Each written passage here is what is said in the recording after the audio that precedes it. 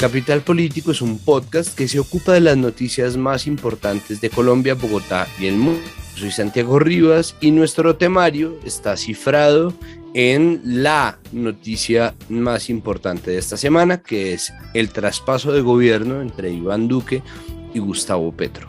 Para ello hemos preparado un balance con varias miradas y distintas voces de lo que fue este gobierno de Iván Duque y lo que deja tras 4 años para Colombia en muchas materias distintas: seguridad, política de drogas, política internacional, el mapa político de Colombia, los asuntos de tierras y, bueno, la libertad de prensa. Así que empecemos.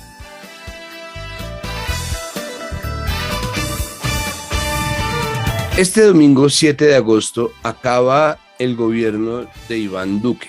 Un gobierno en el que ha sido imposible no tomar posición, un gobierno frente al cual todo parece ser opinión, tanto los elogios como los ataques o las críticas, para no llamarlo ataques. Un gobierno frente al cual hay al menos 2 facciones del país que no logran ponerse absolutamente de acuerdo, y nosotros vamos a darnos a la tarea de, siendo muy claros en nuestra línea editorial, que fue opositora constantemente y sin excepción al gobierno de Iván Duque, pues ver cuál es el balance de lo que dejan estos 4 años de, no sé, aprendizaje. Y para liderar y para iniciar este balance general se encuentra con nosotros Ana Bejarano, abogada y columnista de Los Danieles. Ana, bienvenida una vez más a Capital Político y muchas gracias por aceptarnos la invitación siempre. Hola Santiago Rivas, yo siempre soy feliz de conversar contigo y de uno de nuestros temas favoritos.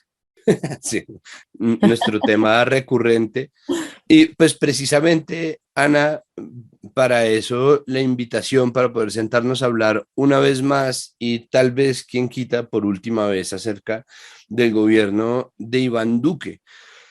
Lo primero es, ¿cuál es su balance general? ¿Qué le deja? ¿Qué es lo que más recuerda? ¿Cómo resumiría usted estos 4 años? Sé que es tarea difícil resumir, pero... Pues lo primero es que yo no creo que sea la última vez que hablemos de Duque, honestamente, pues por razones obvias, porque igual de los expresidentes siempre volvemos a hablar, pero también porque es un gobierno que fue muy opaco en el manejo de la cosa pública, muy poco auditable, supervisable por la sociedad civil, por los medios de comunicación, por supuesto. Los organismos de control pues fueron completamente cooptados por el Ejecutivo. Entonces, como no hubo tanto chance de poder hacerle seguimiento al gobierno mientras se ejercía, yo creo que eso va a venir después. Y de ahí se desprende pues mi percepción de que este gobierno fue como ante todo una pantomima para que Duque y sus amigos jugaran a ser gobierno. Realmente no se sintió como personas ejerciendo ni con dignidad, ni con decoro, con transparencia, en muchos casos, digamos, evidentemente probados de corrupción. Entonces yo creo que ante todo fue eso, como una incapacidad alarmante, sorprendente, descrestante de verdad conectar con la realidad del país. Y si uno se fija, eso se ve en todos lados, se ve desde las reformas legislativas que pasaron, cómo enfrentaron la protesta social que fue muy intensa en estos 4 años, cómo se gastaron los recursos de la pandemia. En la próxima columna de los Danieles hablo un poco también de cosas que han dicho, por ejemplo, el Observatorio de Fiscal de la Universidad Javeriana, que habla de la opacidad en el gasto de esos recursos. En general fue como un montaje para que este señor jugara a ser presidente, para que pudiera viajar, para que pudiera conocer todas las alfombras rojas de la diplomacia internacional. No se sintió realmente como un gobierno en diálogo con la gente, ni siquiera en un diálogo antagonista. Y por eso creo que habrá mucho de qué hablar cuando tal vez, y ojalá el gobierno Petro se da la tarea de escoger organismos de control que sean de verdad independientes, no un fiscal de Petro, no un contralor de Petro, sino gente que sea independiente y que pueda ayudarnos a dilucidar un poco qué fue lo que pasó estos 4 años.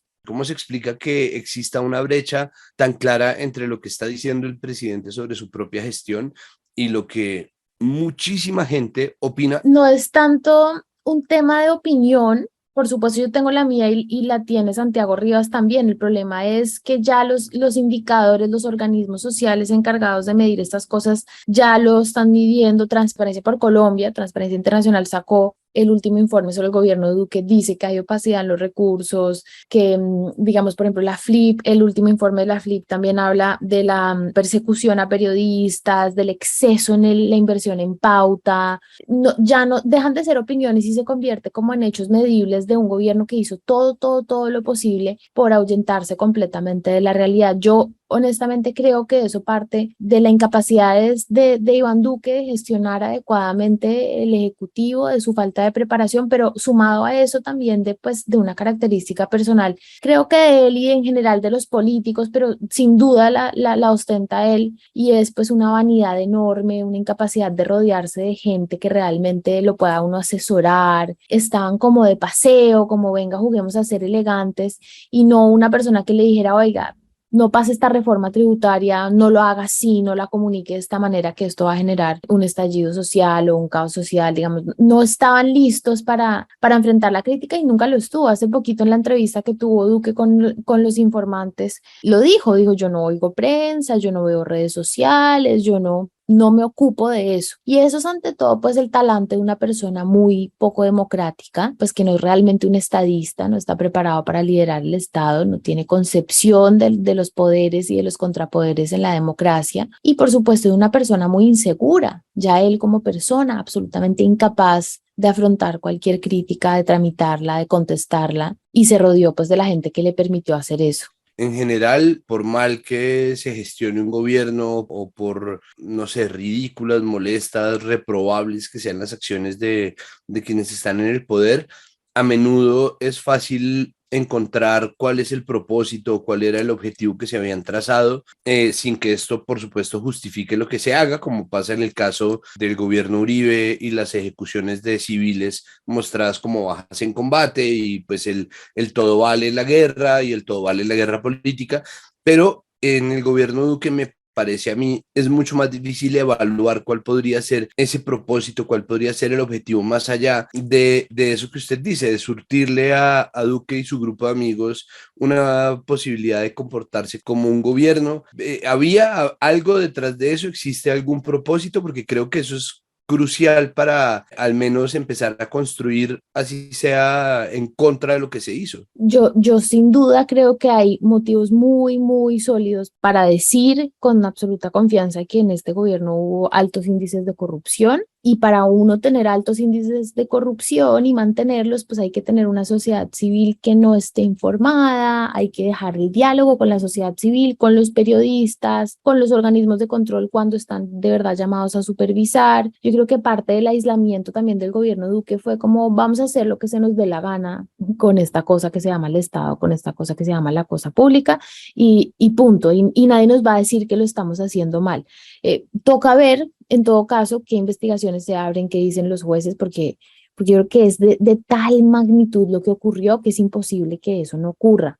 Y pues espero ya como ciudadana que sí se investigue y que pueda haber alguien independiente, que no sea un tema revanchista del gobierno Petro, sino realmente jueces y funcionarios independientes que permitan tener una mejor película. De pronto no es tan grave como uno se lo imagina, pero como no sabemos, como el señor no habló con los medios, como no habló con la sociedad civil, como no hubo las IAs que dijeran nada, entonces en ese vacío tan oscuro, pues cabe cualquier tipo de especulación.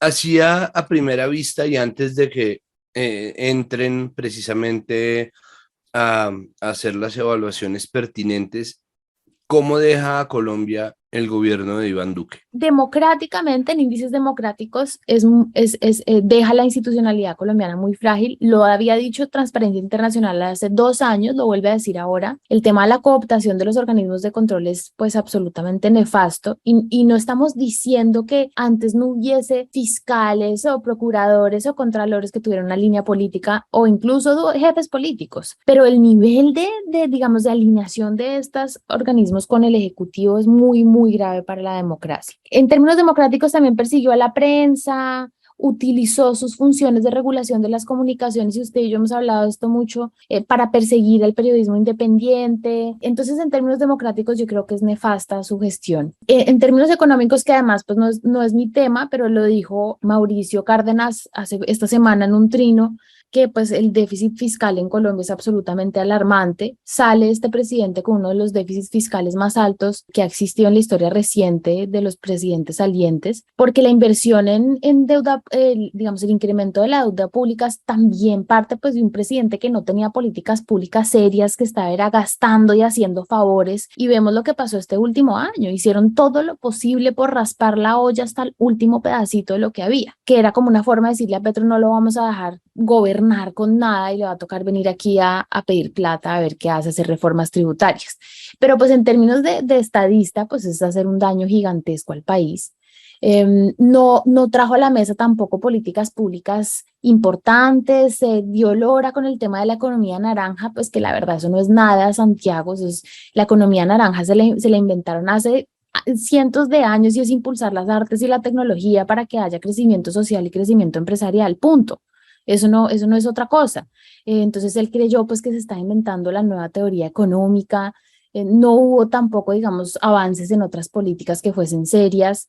Yo creo que pues es el balance, en mi opinión, es nefasto. Es un presidente que hasta incluso pudo haber hecho cosas bien, pero como se negó para hablar y comunicar y enfrentar a la realidad, si fuese un poquito, pues cómo va a comunicar algo de lo bueno que hizo. Imposible.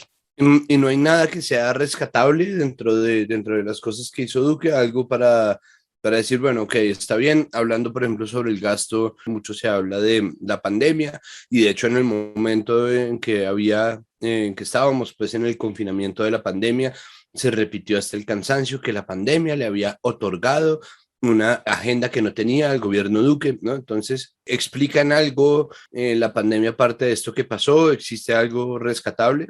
Pues fíjese lo que decía ahora, el Observatorio Fiscal de la Javeriana sí ya dijo como: mire, los gastos de pandemia es absolutamente opaco en qué se gastó la plata. Sí hubo mucho gasto, pero no sabemos en qué se gastó.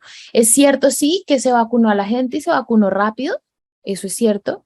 No sé, pues que si sea la gesta pues de un estadista. Y lo otro que hay que decir, que es injusto, que pasa mucho, y es, yo que he sido funcionaria pública, a veces los jefes de las entidades públicas pueden hacerlo mal o pueden hacerlo bien, digamos, todo se reduce a ellos un poco y a su círculo más cercano, pero pues debajo del ejecutivo hay una cantidad de gente talentosa, trabajadora, decente. O sea, vemos, por ejemplo, la subdirectora de la ANI que renuncia para que no se licite el canal del dique pues a las patadas, como quería hacerlo el gobierno. Ese tipo de funcionarios, por supuesto, existen y están trabajando todo el tiempo para hacer cosas buenas. Lo que pasa es que si estamos evaluando la gestión de un gobernante, pues es un tema más macro de cuáles son las políticas que impulsó, cómo se relacionó con las instituciones democráticas, qué reformó, por qué lo reformó.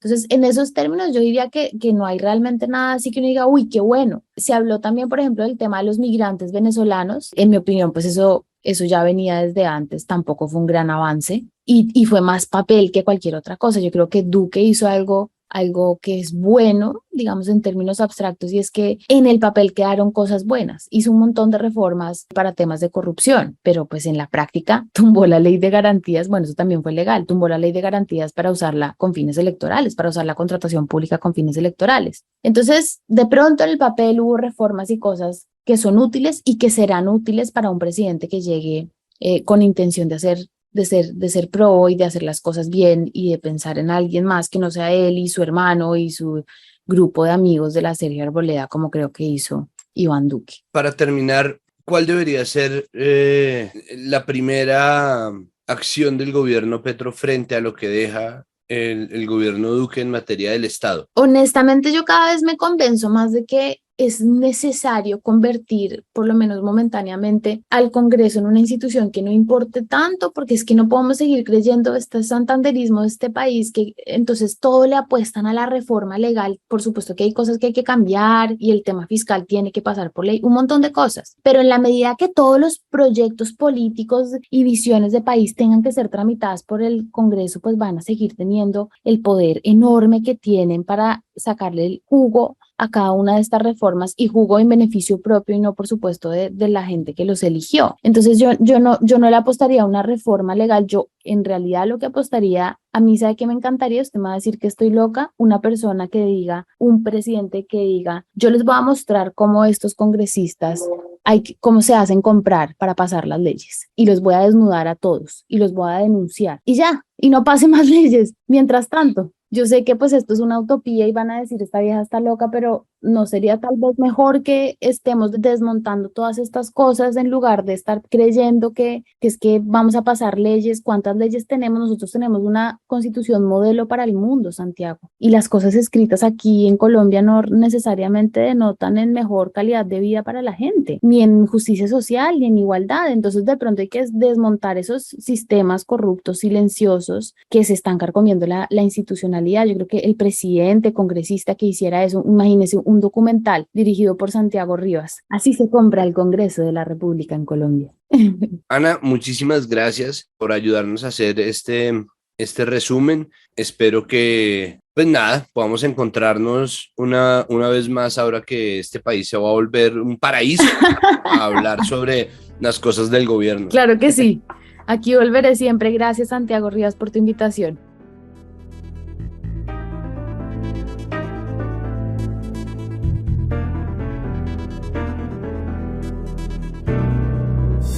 Continuando con este balance de lo que fueron los 4 años de gobierno de Iván Duque, estamos con Sandra Borda, politóloga internacionalista, columnista de opinión en Infobae y profesora universitaria. Sandra, bienvenida una vez más a Capital Político. Muchísimas gracias por aceptar esta invitación. Gracias, Santiago, un gusto. ¿Cómo trataría usted de resumir estos 4 años de gobierno de Iván Duque? Yo creo que alguien me lo dijo en alguna ocasión a propósito del discurso del presidente ante el Congreso, es un gobierno sin legado, ¿no? Es un gobierno que tuvo la posibilidad de hacer algunas cosas que no me cabe la menor duda que fueron importantes para el país, el manejo de la pandemia con muchos errores, pero con algunos aciertos. La construcción del Estatuto de Protección, construcción e implementación del Estatuto de Protección a los migrantes venezolanos, creo que también fue un acierto. Digamos, hay cosas muy variadas, pero fue en general una administración sin hilo conductor y por tanto sin legado, ¿no? No logró, recuerdo al comienzo de la administración todos sugiriendo que no había un horizonte claramente demarcado de proyecto de país que le sirviera de guía a este gobierno, y el gobierno se acabó y nunca hubo tal proyecto. Eso es en sí mismo un problema, es decir, esa idea de tener un gobierno que no tiene un norte claro o que tiene que pedirle prestada su agenda al COVID-19, que tiene que buscar o rebuscarse un punto, hace que obviamente el país también empiece a perder esa estructura que deja el gobierno Duque. Entonces, si existe como estos logros granulados y esparcidos por ahí, pero en general, sí, esta carencia, pues, ¿qué le dejó? ¿Cómo deja el país? Pues yo creo que parte del problema cuando no existe esa hoja de ruta claramente demarcada es que la política pública en general y en todos los sectores deja de estar guiada por esa intención grande de largo plazo y empieza a estar guiada por intereses, si quiere uno, mucho más parroquiales y mucho más burocráticos de las instituciones a cargo. Por eso es que se termina teniendo como áreas y líneas de gestión casi que por ministerio, sin que necesariamente confluyan, como digo, en un proyecto grande. Entonces, esa es la razón por la cual cuando uno hace el balance al final puede decir, por ejemplo, que se avanzó algo, lo decía en el tema de los migrantes, que el tema de la vacunación funcionó relativamente bien, que la reactivación económica después del confinamiento se inició, pero todo eso no se junta en un proyecto concreto. El gobierno hizo el esfuerzo al comienzo de la administración por tratar de convertir el tema de Venezuela en uno de los temas guías de su gestión, y se acordarán que tuvo, digamos, todo un protagonismo alrededor de la definición del cerco diplomático, diplomático, una intensificación de la relación con Estados Unidos. Digamos, allí como que hubo un inicio de gestión en función de un proyecto grande, pero con el fracaso del cerco diplomático, el gobierno abandonó completamente la posibilidad de construir plan y proyecto en el largo plazo. Entonces, claro, habrá quienes digan con algo de razón que cuando uno tiene una pandemia de por medio, pues es muy difícil mantener eso. El problema es que antes de la pandemia no existía proyecto tampoco. Entonces, creo que si bien la pandemia le crea un obstáculo y un desafío importantísimo, pues para tratar de construir esta suerte de narrativa grande o de historia grande de gestión de su administración, independientemente de ella, tampoco es que hubiese una intención política clara por parte del gobierno de buscar un punto de llegada concreto a su administración. Hablemos de política internacional, porque a partir de esta idea y de lo que fue, y ya el mismo Iván Duque lo reconoció, un gazapo, de salir a decir que al gobierno de Nicolás Maduro le quedaban apenas horas en el poder. ¿Cómo fue o hubo una política internacional por parte del gobierno Duque? Porque se siente como que dio tumbos y tumbos, como que a veces se juntaba con Bolsonaro, a veces definitivamente no se juntaba con Bolsonaro, a veces se acercaba a Piñera, a veces tampoco conversaba con nadie. Se le alabó todo su gobierno, que hablaba excelente inglés, y sin embargo los acercamientos con Estados Unidos fueron mínimos. Entonces ahí, ¿qué pasó? ¿Cómo se estableció? ¿O se estableció de alguna manera? ¿Se hizo de esta misma forma? Sí, esa es justamente la razón por la cual otra vez subrayo el argumento sobre la necesidad de proyecto, porque piense, por ejemplo, durante la administración Uribe, cómo la política exterior se puso a trabajar en función de la seguridad democrática, ¿no? Entonces, el establecimiento de alianzas internacionales, las políticas bilaterales y multilaterales, todas estaban conducidas a construirle apoyos y formas de colaboración internacional a la implementación de la seguridad democrática. Igual sucede después con el proceso de paz durante la administración Santos. Entonces, claro, así las cosas, usted tiene una forma de pensar la política exterior en función de algo, que en ocasiones puede ser un objetivo internacional. En el caso de países como Colombia, por su tamaño y la cantidad de poder que tienen, normalmente es un objetivo doméstico o nacional. Esta vez, como no existía ese proyecto,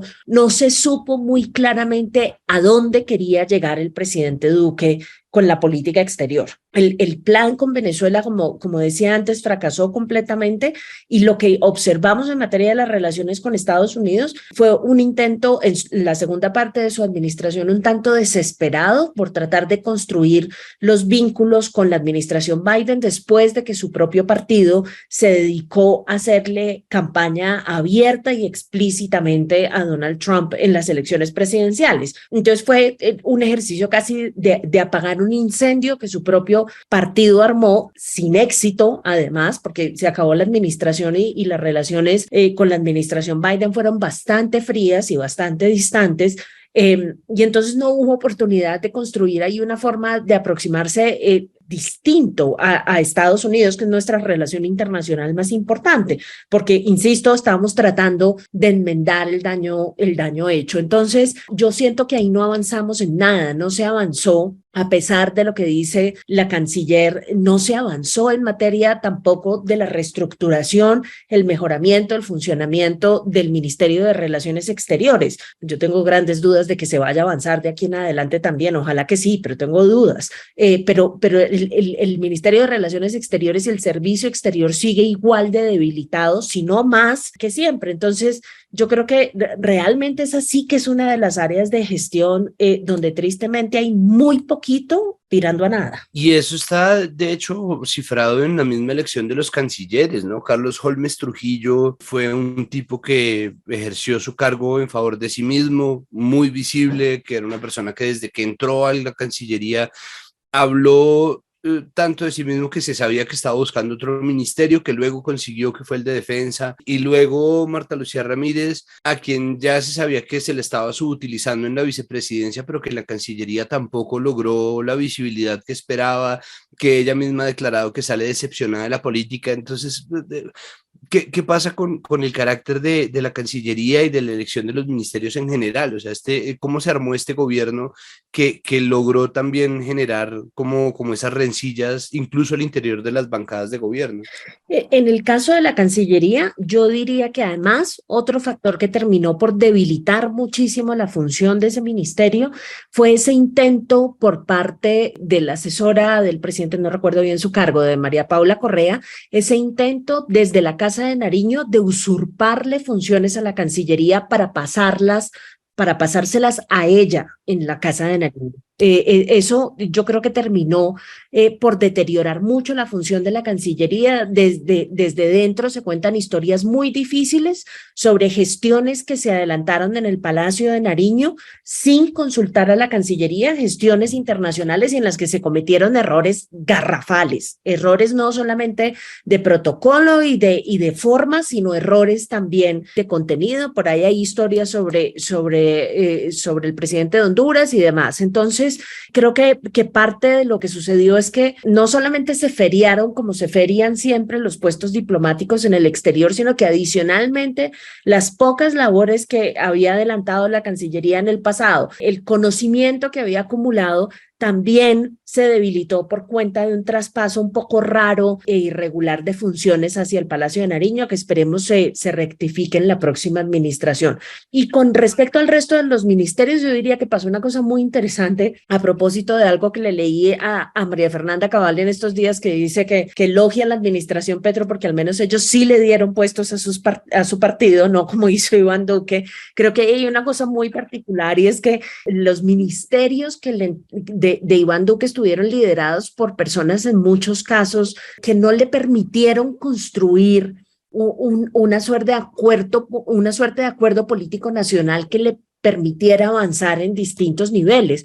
Eran más bien como amigos personales de él, qué sé yo, de la universidad, algunos del colegio y demás. O sea, pensemos nada más en el fiscal, que no es un ministro, pero digamos, la fiscalía terminó convertida casi que en un ministerio por cuenta de una relación demasiado cercana con el presidente. Entonces, digamos, se entiende que son personas de su confianza, pero políticamente son personas muy poco representativas y que no le permitieron a él construir gobierno más ampliamente hablando. Yo diría que el gobierno de Duque fue como el gobierno de un grupo de amigos. No fue un gobierno respaldado ni siquiera por su propio partido con la fortaleza que uno se esperaría y mucho menos por el resto de partidos políticos. Y ni hablar de la sociedad que dejó bien claro durante las protestas qué era lo que significaba esa administración para ellos. Otro tema que precisamente fue de su cuerda, sobre el cual usted tiene un libro y en donde usted participó además como firmante de una tutela buscando proteger el derecho a la protesta, fue la movilización. Este gobierno está marcado por 3 etapas de movilización muy fuertes, uno en noviembre de 2019, que termina un poco con la Navidad, que se ve obstruida por la llegada de la pandemia y el confinamiento, pero que tiene un brote y una explosión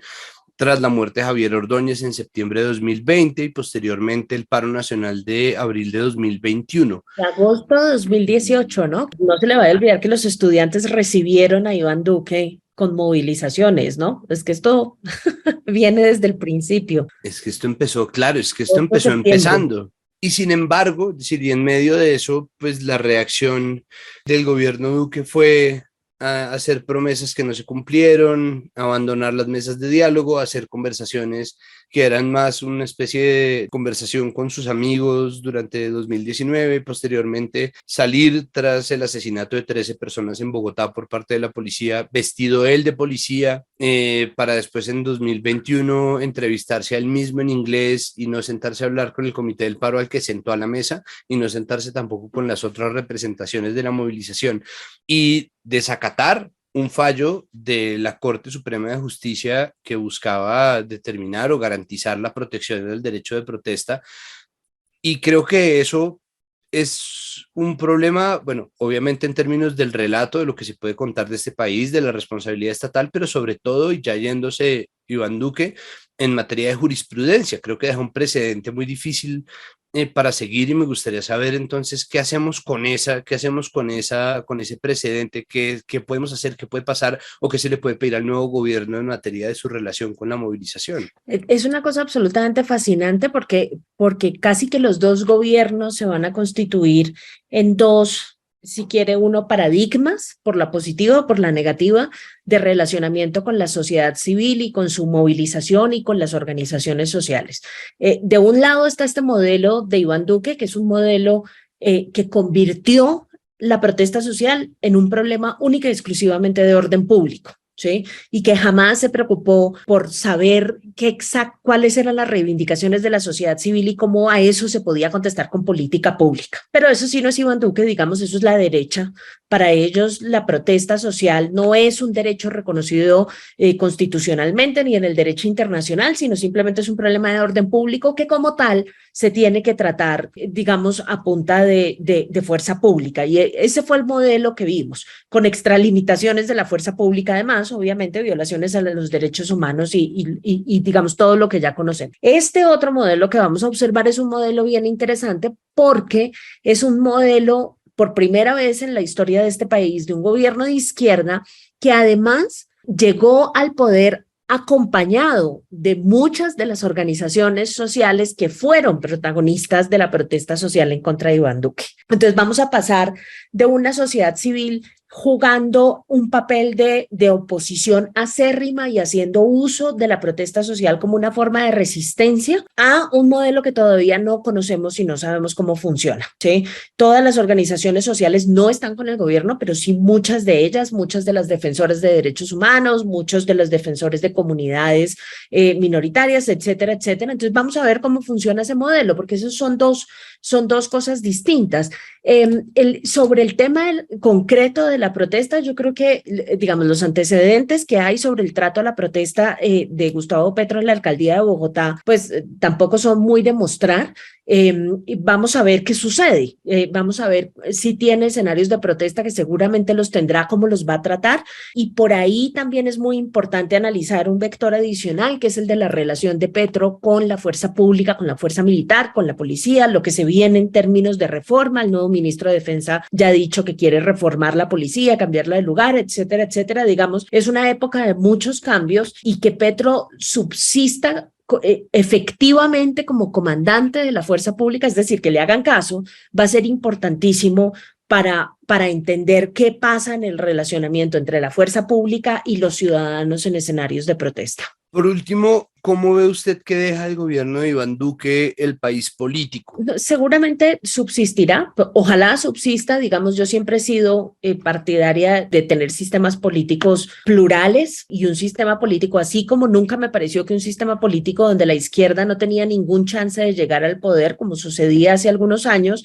pues tampoco aspiro a tener un sistema político donde las ideas de derecha no estén representadas, digamos, eso no sería muy democrático de mi parte, pero sí creo que están muy debilitados. Creo que están debilitados fundamentalmente por dos cuestiones. Una, pues el desastre de gestión de la administración de Iván Duque, que los dejó muy mal parados, el uribismo. O sea, no olvidemos que Álvaro Uribe termina su segunda administración con un nivel de popularidad del 95%, que eso es una cosa absolutamente exótica porque todos los presidentes terminan tremendamente desgastados, y se preciaba de ser el partido y la fuerza política que mejores credenciales tenía a la hora de lidiar con problemas de seguridad. Iván Duque, una de sus gestiones más deficientes es la gestión en materia de seguridad. Entonces eso políticamente necesariamente tiene que traducirse en una debilidad del partido. Pero creo que la otra cosa es el deterioro también muy grande de la figura de Álvaro Uribe. Ese es el problema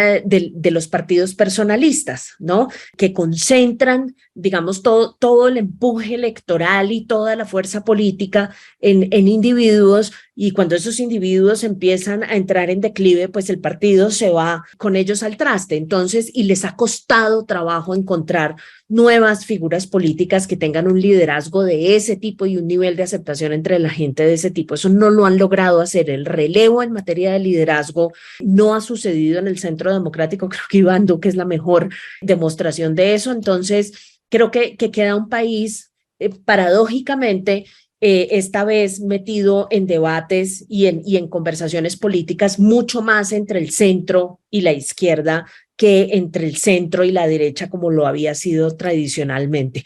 Creo que hay una cosa muy interesante y es que estamos transitando como hacia una figura que no reconocíamos en el pasado y que ya quedó clara, y es la posibilidad de, a pesar de esas grandes divisiones y la tan sonada polarización de la que habla todo el mundo, pues todavía pues, el presidente no se ha posicionado, ya logró construir un consenso o digamos una mayoría importante en el Congreso.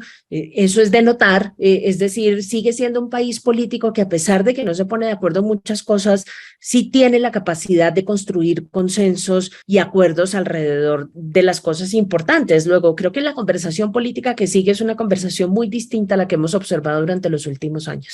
Queda simplemente la nota de que, pues, es decir, sí se necesita una derecha responsable, fuerte, presente, con chances, pero al mismo tiempo, es decir, el papel del uribismo como movimiento al interior de la derecha, pues, está plagado de dudas y está plagado de deudas y está plagado además de figuras, volviendo a la política internacional, como Francisco Santos. Y además está el informe de la Comisión de la Verdad. Es decir, no creo que el asunto de responsabilidad se vuelve demasiado pesado para el uribismo, pero no termina de terminar. Ajá. Sí, pero esta es justamente, totalmente de acuerdo, pues esta es justamente una oportunidad para que la derecha se repiense y se convierta en una derecha mucho más leal al ejercicio de la democracia, mucho más respetuosa del Estado de Derecho y de la división de poderes. Digamos, el legado de cooptación de los esquemas de contrapesos que existen en el Estado colombiano que deja Iván Duque es absolutamente deplorable. A la derecha le encanta comprarse los organismos de control, comprarse, digamos, todas las posibilidades de contrapeso que existen. Entonces uno sí esperaría que la derecha reflexione frente a eso y piense en un ejercicio del poder distinto, como digo, más respetuoso de los pesos y contrapesos y ojalá sí también mucho más enmarcada en la legalidad, ¿no? Que eso le daría mucha más legitimidad y eso le daría mucha más fuerza política, porque parte de lo que ha deteriorado grandemente la figura de Álvaro Uribe, pues es toda esta cantidad de investigaciones y procesos y demás que lo limitan muchísimo como figura política. Pues Sandra, muchísimas gracias por acompañarnos en este examen, resumen, balance. Esperemos a ver cómo empiezan a desarrollarse las cosas y nos veremos en los próximos episodios de Capital Político. Muchas gracias y sobre todo muchas gracias por no preguntar cómo califica el presidente Duque de 1 a 5.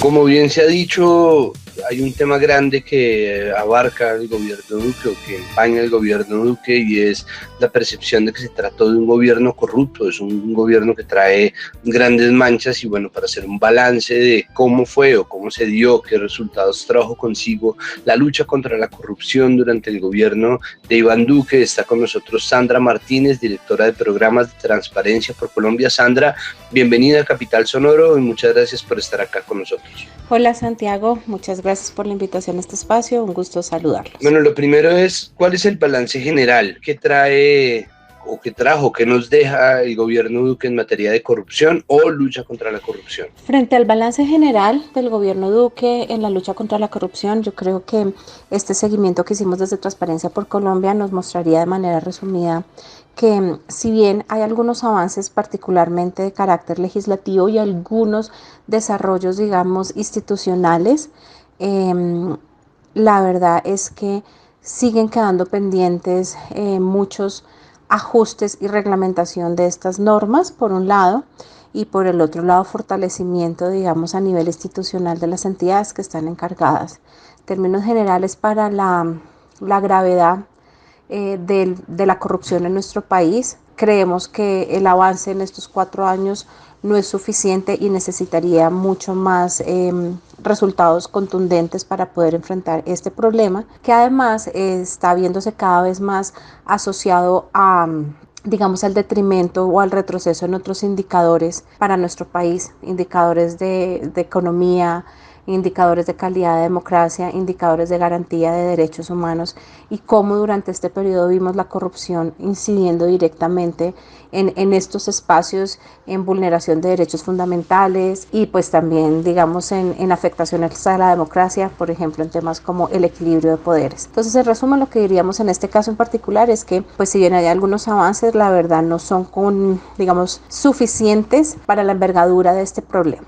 Lo segundo es, ¿a qué se comprometió Iván Duque en la lucha contra la corrupción? ¿Cuáles eran los compromisos que él tenía que cumplir o que estaba llamado a cumplir? Frente a los compromisos que había hecho el saliente presidente Iván Duque en materia de lucha contra la corrupción, pues bueno, lo primero es importante tener en cuenta que él, como todos los presidentes que en los últimos años han llegado al poder ejecutivo en nuestro país, ha tenido o tuvo la bandera de la lucha contra la corrupción como uno de los elementos particulares en los cuales él iba a trabajar. A nivel de su plan de desarrollo, pues lo que se vio quedó muy asociado a temas de diagnósticos, de análisis, digamos, del fenómeno de la corrupción y al desarrollo de escenarios o de medidas de cooperación interinstitucional, y quizás uno de los temas en los cuales había un mayor compromiso y que realmente se vino a abordar de manera significativa ya en el último año de su gobierno tenía que ver con el COMPES de Estado Abierto, que pues se pasó casi que 3 años en un proceso de discusión y finalmente vino a salir para el 2021, pero pues que todavía tiene pendientes muchos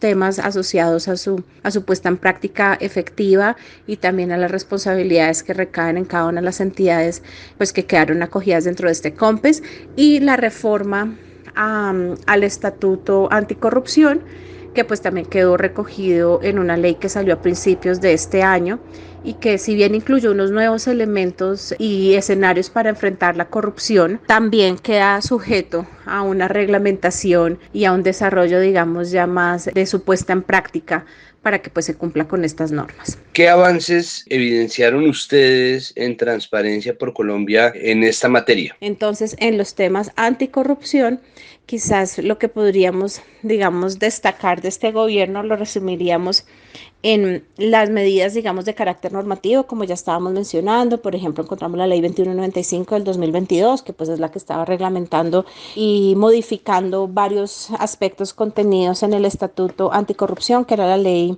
1474 del 2011. Y en este orden, por ejemplo, se empezaron a incluir algunos aspectos fundamentales como, por ejemplo, la posibilidad de investigar y conocer a los beneficiarios finales y a las personas jurídicas que quedan involucradas en hechos de corrupción, tema que es sumamente importante para poder profundizar y realmente llegar a esas cabezas o esos actores que a veces incluso ni siquiera están en el contexto colombiano, sino en otros escenarios y que son quienes se ven beneficiados por los hechos de corrupción. En cuanto a otros, digamos, como avances que encontramos significativos, pues está claramente la eliminación de la figura de casa por cárcel para los corruptos, también las inhabilidades para volver a contratar con el Estado, con empresas que han sido sancionadas por hechos de corrupción, también el fortalecimiento, digamos, de mecanismos de investigación para el enriquecimiento no justificado de funcionarios públicos. Y algún aspecto que para nosotros es importante mencionarlo y destacarlo porque, digamos, corresponde a una comprensión mucho más amplia del fenómeno de la corrupción, es que a través de estas reformas normativas se incluyeron, por ejemplo, el concepto de la reparación a las personas afectadas por la corrupción y también, por ejemplo, la creación de un fondo nacional para reparar a estas personas, a estas víctimas de corrupción. Esto pues permite, digamos, que mover esa frontera y entender a la corrupción desde ese ámbito mucho más estructural. Ahora, ¿qué retrocesos o qué aspectos quedaron congelados durante el gobierno Duque? Por un lado vemos, digamos, que si bien se abordó algunos desarrollos a nivel normativo y algunas medidas para, digamos, fortalecer el control a los funcionarios públicos, como lo que mencionábamos del enriquecimiento ilícito, pues sigue estando pendiente todo lo que tiene que ver con la reglamentación de esas medidas y ahí usualmente es donde tristemente nuestros marcos normativos empiezan a tener las debilidades, ¿no? Porque la norma queda bastante ambiciosa si se quiere, pero luego cuando ya es el momento de llevarla a la práctica con políticas, con procesos, con presupuestos, es donde empieza a fallar. Ahí pues quedamos muy a la espera de qué es lo que va a pasar, pero también vemos algunas cosas como la creación de algunas instancias para luchar o para fortalecer la lucha contra la corrupción, pero que siguen estando, si se quiere, desarticuladas con otras instancias institucionales. Entonces, en este caso, por ejemplo, algunas medidas, iniciativas desde la Secretaría de la Transparencia, pero que necesitan fortalecerse y trabajar de forma más articulada con otras entidades, particularmente en estos casos, por ejemplo, función pública. También estaría pues este tema asociado al COMPES 4070 del 2021, que es el COMPES de Estado abierto, el cual pues digamos que recogía como toda esta política pública de lucha contra la corrupción, COMPES que se demoró muchísimo tiempo en salir adelante y que pues queda en este momento como en la expectativa de cuál va a ser su proceso de implementación y cuál va a ser como los indicadores de avance y de cumplimiento con lo mismo, que pues también desde Transparencia por Colombia hicimos bastantes observaciones frente a eso. Frente a algunas tareas incumplidas y que para nosotros son preocupantes, estaríamos hablando en primer lugar de un compromiso que tiene Colombia desde tiempo atrás y es avanzar en un mecanismo de protección a denunciantes de corrupción. En este periodo se presentaron proyectos de ley que abordaban ese tema, pero también se sacaron o se hundieron. Y lo cierto es que a la fecha pues Colombia sigue incumpliendo con este compromiso que ha asumido también a nivel, digamos, de instancias internacionales, y pues si no hay un esquema claro de protección a denunciantes de corrupción, es muy difícil realmente enfrentar y atacar este fenómeno, porque ya sabemos pues todo lo que viene y las consecuencias que pueden enfrentar quienes denuncian la corrupción cuando no se ven protegidos ni blindados, digamos, de las instancias de poder o de los escenarios en los cuales ellos están haciendo esas denuncias. Entonces, pues ese es un tema que sigue siendo urgente y que hay que atender. Y hay otro tema que pues dentro de todo este balance quisiéramos destacar, que tiene que ver con las tareas pendientes a la reforma, digamos, del Estatuto de Contratación, quizás donde hay mayores riesgos de corrupción para nuestro país, se encuentran asociadas a la inversión de recursos para la provisión de bienes y servicios. Y en ese tema nosotros encontramos bastantes vacíos que tienen que ver con la publicidad de la información, con la claridad y la transparencia de los presupuestos que se están invirtiendo, con las formas y las modalidades que se contrata, y han habido distintos, digamos, intentos de pasar reformas al Estatuto de la Contratación, pero en este gobierno pues finalmente no avanzaron, y tenemos pues tanto un Estatuto de Contratación, que es la Ley 80, como muchísimos otros decretos reglamentarios y que pues requieren ya una mirada y una revisión articulada y acorde, digamos, a la realidad y a las medidas que se necesitan para blindar y para hacer un uso efectivo, eficiente y transparente de los recursos públicos como una forma estructural de prevenir corrupción. Y el último que destacaría tiene que ver con reformas en el sistema político, tarea que sigue siendo pendiente. Sin embargo, también para nosotros desde Transparencia mencionamos como una manera urgente que estas reformas al sistema político incluyan otros aspectos de fondo, siendo uno de los más graves para nosotros el esquema del financiamiento de la política en el país, en el cual vemos que hay bastantes fallas y que pues requiere una atención y una revisión concreta para que se fortalezca, digamos, la democracia, la participación política y se garantice pues la equidad en la contienda electoral para todos los candidatos, incluyendo también de manera muy importante a las mujeres, quienes pues si bien han avanzado, digamos, en el escenario de la participación política, todavía siguen encontrando muchas barreras para poder pues acceder efectivamente a estos cargos de elección popular. Ya habiendo oído todo esto, Sandra, ¿cuáles son los retos más urgentes para el gobierno entrante que se posesiona este domingo 7 de agosto? Estamos grabando, repito, el 5 de agosto, viernes.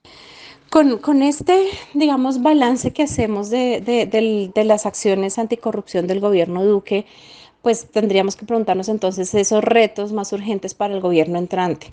Y aquí quiero volver a reiterar, la corrupción sigue siendo un problema central en nuestro país y está asociado también al detrimento de muchos otros indicadores de cómo estamos en el país. Así que pues no es un tema menor, es un tema que requiere toda la responsabilidad, la importancia y la prioridad si queremos realmente pues avanzar en el desarrollo sostenible, en ajustes económicos, en bienestar social de nuestro país. Dicho esto, yo creo que hay unas cosas que son urgentes y llamaría un primer reto para nuestro nuevo gobierno, tiene que ver con el fortalecimiento, digamos, ético de todas las personas que van a ejercer una función pública. Esto porque es necesario restaurar la confianza y la credibilidad en nuestras autoridades y en nuestras instituciones. Realmente no es posible enfrentar la corrupción cuando hay altos índices de ilegitimidad o de falta de confianza en la gestión de nuestros gobernantes. Así que ellos tienen un reto grandísimo y esperamos pues que estén a la altura de ese reto, porque realmente necesitamos un liderazgo que dé un ejemplo en términos, digamos, éticos. En segundo lugar, Creemos que es importante que el nuevo gobierno entienda que para enfrentar la corrupción hay que tanto trabajar en medidas concretas de lucha contra la corrupción asociadas, como hemos dicho, a incrementar los procesos de monitoreo, control, sanción efectiva, ejemplarizante de la corrupción, pero también es necesario abordar esos otros aspectos que son más de carácter estructural y que si no se atienden van a seguir siendo como ese caldo de cultivo para que se dé la corrupción. Ya hemos mencionado algunos asociados a contratación pública, empleo público, sistema político, garantía de derechos humanos, que pues es uno de los elementos que más retrocesos tuvo durante el periodo de gobierno pues del saliente presidente Iván Duque. Y finalmente pues nosotros creemos que es importante que se trabaje mucho en garantizar, y este es un reto grande para el nuevo gobierno, digamos que este equilibrio en el poder público, que no se perciba, no se dé lo que vimos durante el gobierno de Duque del desequilibrio entre los órganos de control, de investigación, control y sanción y el poder ejecutivo, porque pues esto finalmente no es beneficioso para nuestro país ni contribuye a una lucha contra la corrupción efectiva. En ese escenario pues también el gobierno entrante tiene un reto grande de garantizar independencia de los órganos de control y también pues de garantizar, como hemos mencionado, que quienes estén a la cabeza de estas entidades pues tengan, digamos, que los mayores calidades éticas y de conocimiento técnico para pues abordar esos retos. Muchas gracias, Santiago, por la invitación y nada, pues esperamos con esto estar aportando al panorama de cómo fue la gestión anticorrupción durante estos 4 años y dónde están como esos retos grandes que vienen para el nuevo gobierno.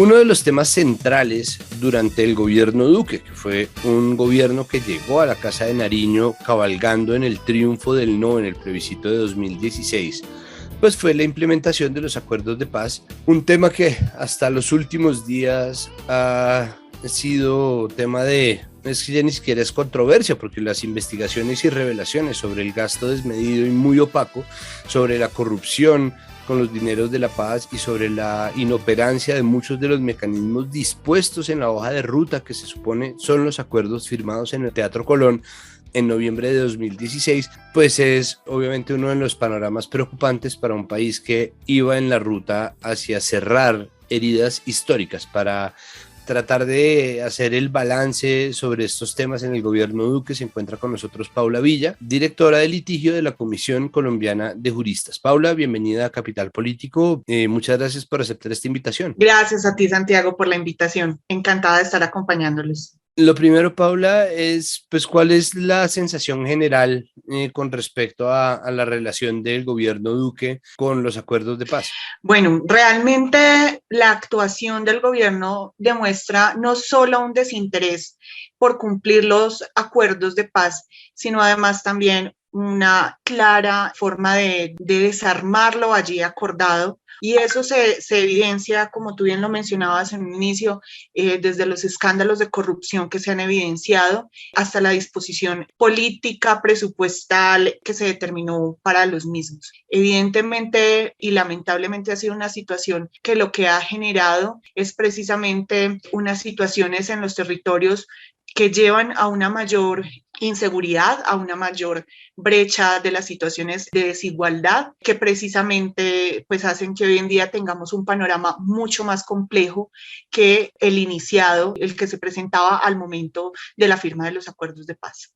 ¿Existe algún hilo conductor que pueda permitirnos hilar todos los distintos episodios, desde las objeciones a la JEP pasadas, recién entrando en el gobierno a finales de 2018, la censura al programa Mimbre, de hecho que fue en septiembre de 2018, y los distintos episodios que van de ahí hasta las revelaciones sobre la corrupción en OCAT Paz? Sí, desde la Comisión Colombiana de Juristas creemos que hay unos intereses clarísimos de determinados actores económicos, tanto legales como ilegales, que finalmente se benefician del silencio, se benefician que no haya un esclarecimiento del conflicto armado que vive el país, de narrar la verdad, de que se presenten mecanismos de justicia restaurativa y que también finalmente se ven beneficiados de una continuidad del desorden institucional, por ejemplo, que existe en materia de tierras, de las situaciones de violencia que se presentan en los territorios. Entonces, claramente hay unos intereses económicos y políticos que precisamente son los que han estado ligados a los beneficios del conflicto armado, pues que claramente no les interesa que fluya lo establecido, por ejemplo, en el punto 5 del acuerdo, como bien ya mencionabas, por ejemplo, a través de la comparecencia, terceros, entiéndase aquellos como, por ejemplo, actores económicos, empresarios, empresas específicamente en la Jurisdicción Especial para la Paz. También les interesa que lo señalado en el acuerdo en términos de verdad, pues también no sea revelado al país. ¿Cuál es el episodio que más llama su atención en este balance de la relación entre el gobierno Duque y la implementación de la paz? ¿Qué es lo que para usted más llama la atención? Que sobresalga, no necesariamente por lo bueno, que sobresalga simplemente como algo a dejar remarcado, al menos como una lección aprendida. Hay, digamos, dos puntos que para nosotros son fundamentales en términos del avance que requiere para tener pues una transformación en los territorios, que es el punto número 1 sobre reforma rural integral y el punto número 5 precisamente sobre las víctimas como parte fundamental del acuerdo. En el punto número 1, valga la pena advertir, en general el acuerdo ha tenido muy pocas mejoras. La Contraloría ha determinado en su último informe que se requerirían al menos 26 años para poder cumplir con lo establecido en el acuerdo. Ha tenido hallazgos fiscales que advierten que van de más de 11.000 millones de pesos en situaciones pues, que son sumamente preocupantes, y este es uno de los puntos que más consideramos que requiere atención. Advierte también, por ejemplo, desfinanciamiento en la implementación del catastro multipropósito, también vacíos en los recursos que requeriría, por ejemplo, el Fondo de Tierras. Entonces, una lección aprendida que debemos tener tanto en el país como en los organismos y los acompañamientos que tenemos de la comunidad internacional es la necesidad de tener unos mecanismos de seguimiento a los recursos que se han obtenido para el acuerdo de paz desde la cooperación internacional. Entonces, esto es fundamental, y si vamos profundizando, por ejemplo, pues ya en el punto 1, efectivamente hay vacíos muy grandes como es la falta de avance en el catastro multipropósito, el poco avance que se ha dado en la adjudicación de tierras, una tendencia mucho más fuerte por parte de la Agencia Nacional de Tierras en procesos de formalización y no de adjudicación, porque finalmente esto pone de manera mucho más expedita y más rápida los predios que se logren formalizar para las personas en el mercado de tierras. Quiero decir con ello aquellos que se consideran bienes privados, bienes inmuebles privados, y que al ser la vía de la formalización pues entran inmediatamente saneados al mercado de tierras, mientras que en un proceso de adjudicación, que son aquellos que vienen de bienes baldíos, pues resulta más complejo que entren al mercado, pues porque tienen unos tiempos establecidos para que no entren al mercado, sino que sean precisamente usados por a quienes se les adjudicó.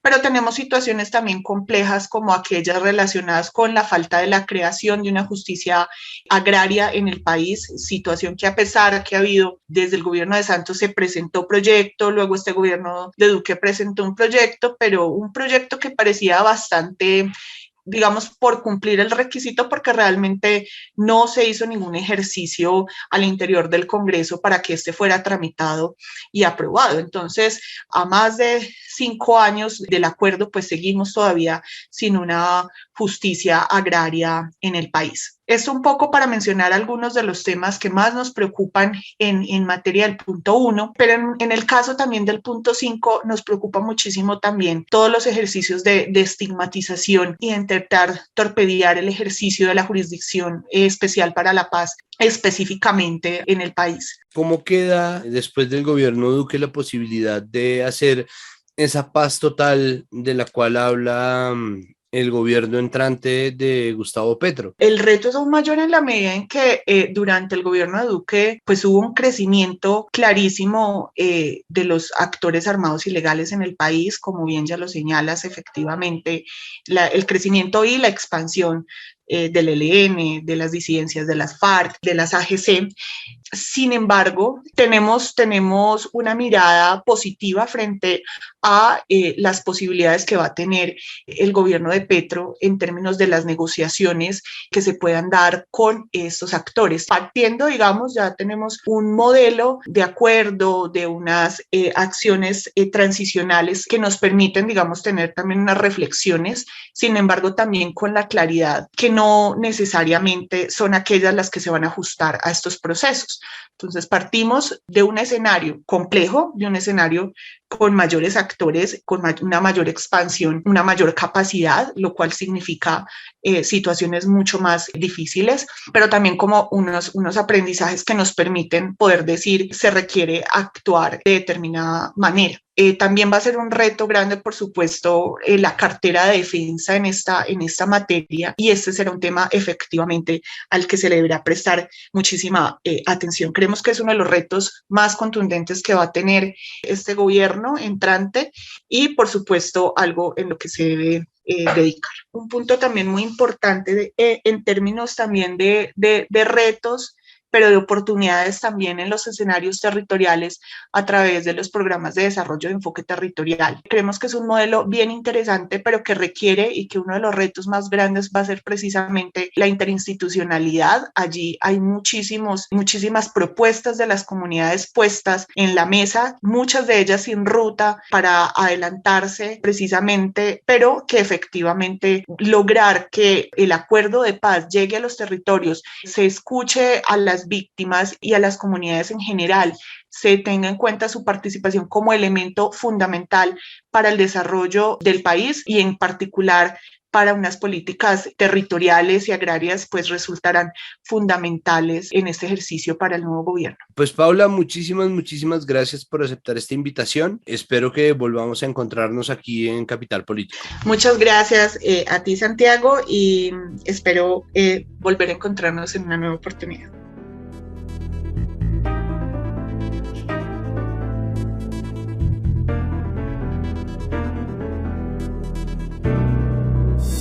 Continuando con este balance del gobierno Duque en materia de la implementación de los acuerdos de paz y continuando con el tema que ya nos planteaba Paula de la Comisión Colombiana de Juristas acerca de la implementación de muchos de los puntos, sobre todo lo que tiene que ver con el agro, con los territorios PEDET, con la sustitución de cultivos y con lo que viene siendo un tema álgido en el empalme, que es el catastro multipropósito. Está con nosotros Daniel Biesner, él es economista e investigador de C-Análisis. Bienvenido, Daniel, y muchísimas gracias por aceptar nuestra invitación. Hola, Santiago, muchas gracias por la invitación. Saludos para usted y para todos los que nos escuchan. Bueno, Daniel, cuénteme cómo queda después de estos 4 años del gobierno Duque la situación o el diálogo, la conversación con las necesidades del agro y las necesidades del agro con relación a la implementación de los acuerdos de paz. Listo, pues lo primero es definir que agro es un poco amplio, ¿no? Ajá. Yo creo que vamos como por partes. Si quiere, conversemos primero sobre tierras. De una, claro que sí. Y después miramos eso cómo pega con el agro. Y ahí sale una patica bastante compleja, que es todo el tema de sustitución de cultivos, que digamos se mira desde la perspectiva de seguridad, defensa, lucha contra las drogas, pero que también es un tema agrario, pues porque los cocaleros son cultivadores agrícolas. Pues claro, y porque además pues los cultivos se sustituyen por otros. Sí, ese es un enfoque, digamos, que tuvo mucho protagonismo en los acuerdos, que se intentó implementar y que es básicamente la línea que ha tomado el gobierno en temas de sustitución de cultivos en los últimos 30 años, pero que tiene varios retos. Si queremos hablemos de esos retos primero. Entonces, ¿cuáles son los retos? La coca funciona en sitios donde casi que ningún otro cultivo o actividad agropecuaria funciona. Y eso tiene que ver con los costos de transporte, tiene que ver con la falta de infraestructura básica para procesamiento de alimentos. Entonces, la coca es casi que eso que llega al sitio donde nada más llega. ¿Sí? Es muy difícil producir pollos, marranos, café, cacao, plátano en sitios donde la coca sí sirve, porque los costos de transporte que la coca logra manejar debido a que tiene un alto valor por unidad de peso, casi que una cosecha de hoja de coca se termina volviendo un ladrillito de base de coca y se puede sacar en una lancha dentro de una mochila. Eso no le pasa a ningún otro producto agropecuario. Entonces, al intentar sustituir los cultivos de hoja de coca por cultivos legales, sin solucionar esos altos costos de transporte y esa falta de infraestructura y de servicios públicos en general, casi que esos proyectos productivos nacen muertos. Y esa ha sido la historia de la sustitución de cultivos en los últimos 30 años. Hay muy pocos casos exitosos en donde los cocaleros hayan podido pasarse a otra cosa y vivir de eso. Pero al mismo tiempo la estrategia de erradicación manual, utilizando presencia de activos del ejército, la erradicación con glifosato también se ha probado nula. Entonces, ¿qué funcionaría y cómo fue el trato que el gobierno de Iván Duque le dio al problema, pues, de los cultivos de coca? Listo, entonces hablemos del PENIS. En concreto, ese es el punto 4 del acuerdo, que es el de la solución al problema de las drogas ilícitas. Ese acuerdo lo que planteaba es que se diera una solución al tema de la coca que no fuera policiva, es decir, que no fuera erradicando o asperjando únicamente. El gobierno nunca renunció a su posibilidad de asperjar, pero por temas legales y técnicos tampoco asperjó porque no pudo. La Corte Constitucional le puso unas condiciones que eran muy difíciles de cumplir y en últimas no se asperjó. Sí se radicó manualmente bastante más de lo que se había radicado en la administración Santos, por lo menos en la segunda. Y estoy de acuerdo con usted, no fue una solución porque eso lo que soluciona es el número de hectáreas de coca que hay en el territorio, pero no soluciona el problema de fondo que es la gente. ¿Sí? ¿De qué va a vivir la gente que vive de la coca? Y cuando uno solo erradica, pues no soluciona. Entonces el PENIS, digamos que creó un combo que solucionaba las dos cosas. Le ofrecía a la gente, por un lado, la zanahoria, que es métanse al programa de sustitución, reciben 12 millones de pesos, después reciben otro tanto para una huerta de seguridad alimentaria y después reciben asistencia técnica y un dinero grande, cerca de 19 millones de pesos por familia, para que monten un proyecto productivo, digamos así, era un poco más amplio, no estaba limitado al agropecuario. Ese negocio, digamos, que le ofrece el Estado a las comunidades, en principio suena muy atractivo, en especial porque los primeros 12 millones se entregaban en efectivo y era a cambio de que las comunidades probaran o demostraran que habían erradicado voluntariamente su coca. Funcionó bastante bien, se trata de una cosa que en términos técnicos se llama una transferencia de efectivo condicionada y que es una forma bastante eficiente desde la política pública de hacer que la gente haga algo. Entonces aquí tenemos varios proyectos de esos, Familias en Acción, que le paga a la gente para que lleve al niño al colegio y para que le haga control nutricional. Funciona y en este caso también sirvió, porque las familias que tenían coca dijeron, pues si me van a dar 12 millones, yo radico. Entonces, al principio les llegaban 2 millones, después ellos se radicaban, se verificaba a través de la Oficina de Naciones Unidas contra las Drogas y el Delito, que tenía supuestamente verificadores en campo, que esa coca sí se hubiera eliminado y la persona empezaba a recibir de ahí en adelante los otros 10 millones. Entonces, eso sirvió porque esas familias sí erradicaron. Hubo problemas, obviamente, con la verificación, porque hacer verificación presencial finca a finca en estas zonas con de difícil acceso y que muchas veces tienen problemas de seguridad, es difícil, pero hubo otro efecto. Yo tengo un documento publicado en una revista indexada en donde se muestra que para las personas que radicaron, pues el efecto fue ese, pero que al tiempo hubo lo que se llama un efecto llamado en otras regiones del país, y es que mucha gente dijo, van a entregar plata para erradicar, y sembró coca o se metió en el negocio o simplemente dijo, yo no me quiero quedar por fuera, entonces me asocio con Juanito que tiene un cultivo, y eso hizo que el nivel de cultivos ilícitos aumentara en varias zonas del país, a donde no llegó el programa. Entonces solamente se quedó el gobierno con el efecto negativo. Creció la coca, pero no hubo erradicación voluntaria porque ya no llegó el PENIS. Esa es como una primera parte. Ese efecto grande del PENIS como una manera de erradicar voluntariamente la coca casi que se compensa y termina siendo muy poco porque está ese efecto llamado. Segundo tema muy importante es que la implementación se empezó a empantanar con el tiempo. Por empantanar, ¿a qué me refiero? La asistencia técnica tenía que contratarse con organizaciones locales, pero eso tiene unas logísticas complejas. En muchos de estos sitios no existen instituciones, cooperativas, organizaciones que puedan prestar asistencia técnica. Entonces se empezó a demorar la llegada de los proyectos productivos que ya son insumos concretos para producir tipo alimentos balanceados para los animales o los mismos animales, pollos de cría, semillas. Todo eso se empezó a complicar porque logísticamente es muy difícil comprar esas cosas en esas cantidades y entregárselas a las comunidades. Y en el gobierno Santos, digamos, se inscribieron casi 100.000 personas y no se dejó la financiación, eso hay que decirlo, no se dejó la financiación para ejecutar el resto del programa. Si uno tiene 100.000 personas y son 36 millones por familia, pues eso es una cifra enorme dentro del presupuesto que no estaba financiada. Entonces, cuando llega el comisionado Archila a enfrentar, digamos, ese problema, pues tiene el tema de que no está financiado. Y eso hizo que a muchas familias no se les entregara el proyecto productivo, que se quedaran hasta las transferencias de efectivo y después no tenían una opción productiva para vivir de eso. Entonces ahí hay una salida y es simplemente pues muchas volvieron a la coca y eso explica por qué en varias de las regiones donde funcionó el PENIS la coca disminuye y después vuelve a crecer. Esa es como la foto general. En materia de seguridad, ¿cuál es el balance? Sí, el balance ahí es realmente de una oportunidad perdida.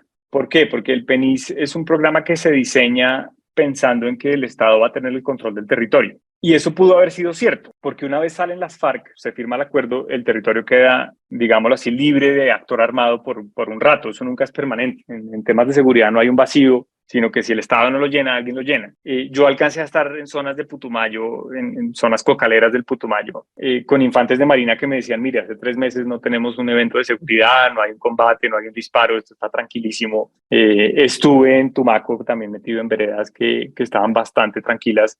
Una vez se firmó el acuerdo, estamos hablando del 2017, primeros meses, incluso hasta el 2018. Entonces, cuando uno opera en esa situación, es muy fácil hacer cualquier cosa. Es muy fácil, por ejemplo, hacer sustitución voluntaria, porque la gente puede decidir. La gente dice, bueno, a mí me interesa meterme en este programa, voy, paso los papeles, arranco mi coca y me dan mi plata.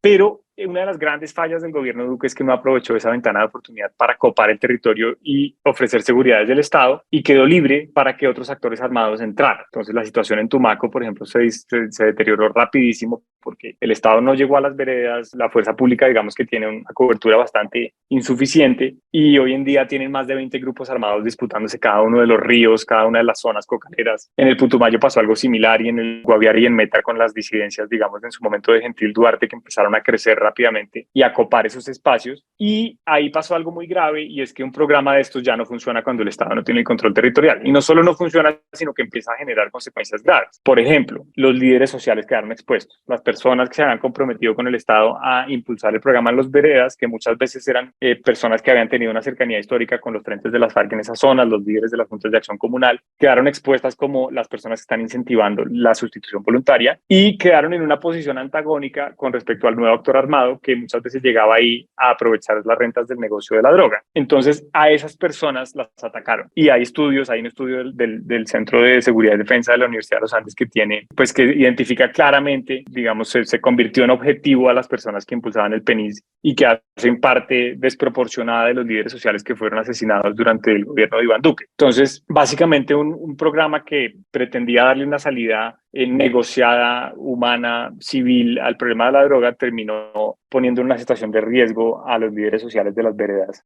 donde antes estaban las FARC. Ese es un problema de seguridad, digamos, claro y evidente. Otro problema es que se fortalecieron las nuevas estructuras en las zonas, digamos, de donde domina tradicionalmente el Clan del Golfo. La seguridad nunca mejoró con el acuerdo de paz porque eso, pues, esa organización no estuvo en el acuerdo de paz, pero sí empeoró porque son zonas donde se concentra todo lo peor. Se concentra la falta de presencia del Estado, se concentra la minería ilegal, la coca, el desplazamiento, la apropiación de tierras. Estoy hablando en concreto del Bajo Cauca antioqueño, que curiosamente es uno de los sitios en donde la coca también empezó a crecer más. Entonces, si bien la coca se frenó, por ejemplo, en el Pacífico, se frenó en el Putumayo, en el año 2019 se concentró mucho en el Catatumbo, que es una zona con control territorial de disidencias de las FARC y del ELN. Ahora se está desplazando, en el último informe, sale que se está desplazando al Bajo Cauca antioqueño, que es una zona de control territorial del Clan del Golfo. Entonces, el balance de seguridad realmente es malo y es malo porque se perdió una oportunidad histórica de por lo menos haber llevado el Estado y la seguridad pública a las zonas que tradicionalmente había controlado las FARC. ¿Por qué un gobierno que es tan cercano a las fuerzas militares o que tiene un relato tan favorable a básicamente cualquier cosa que hagan las fuerzas militares o la fuerza pública tiene tantos problemas para establecer control territorial y hacer crecer el cubrimiento de la fuerza pública? A ver, yo no soy experto en defensa, digamos, yo sé mucho más de droga, pero las nociones que tengo, que también están informadas mucho por estas visitas y entrevistas que he hecho en campo, es que hubo una pérdida de profesionalización en las fuerzas. ¿Sí? Entiendo que los cursos de ascenso, por ejemplo, para ascender de grado en las fuerzas militares se politizaron. No necesariamente el general con más méritos o con más habilidad terminó dirigiendo las cosas, sino que hubo mucha influencia de la parte política en esas instancias de decisión y de promoción de la gente dentro de las fuerzas militares. Hay temas de corrupción, obviamente, y el negocio del narcotráfico tiene un poder de corrupción en todos los niveles, desde los políticos hasta los militares y los policías que están en campo pues tienen que enfrentarse a eso y muchas veces pues están esas dinámicas ahí operando.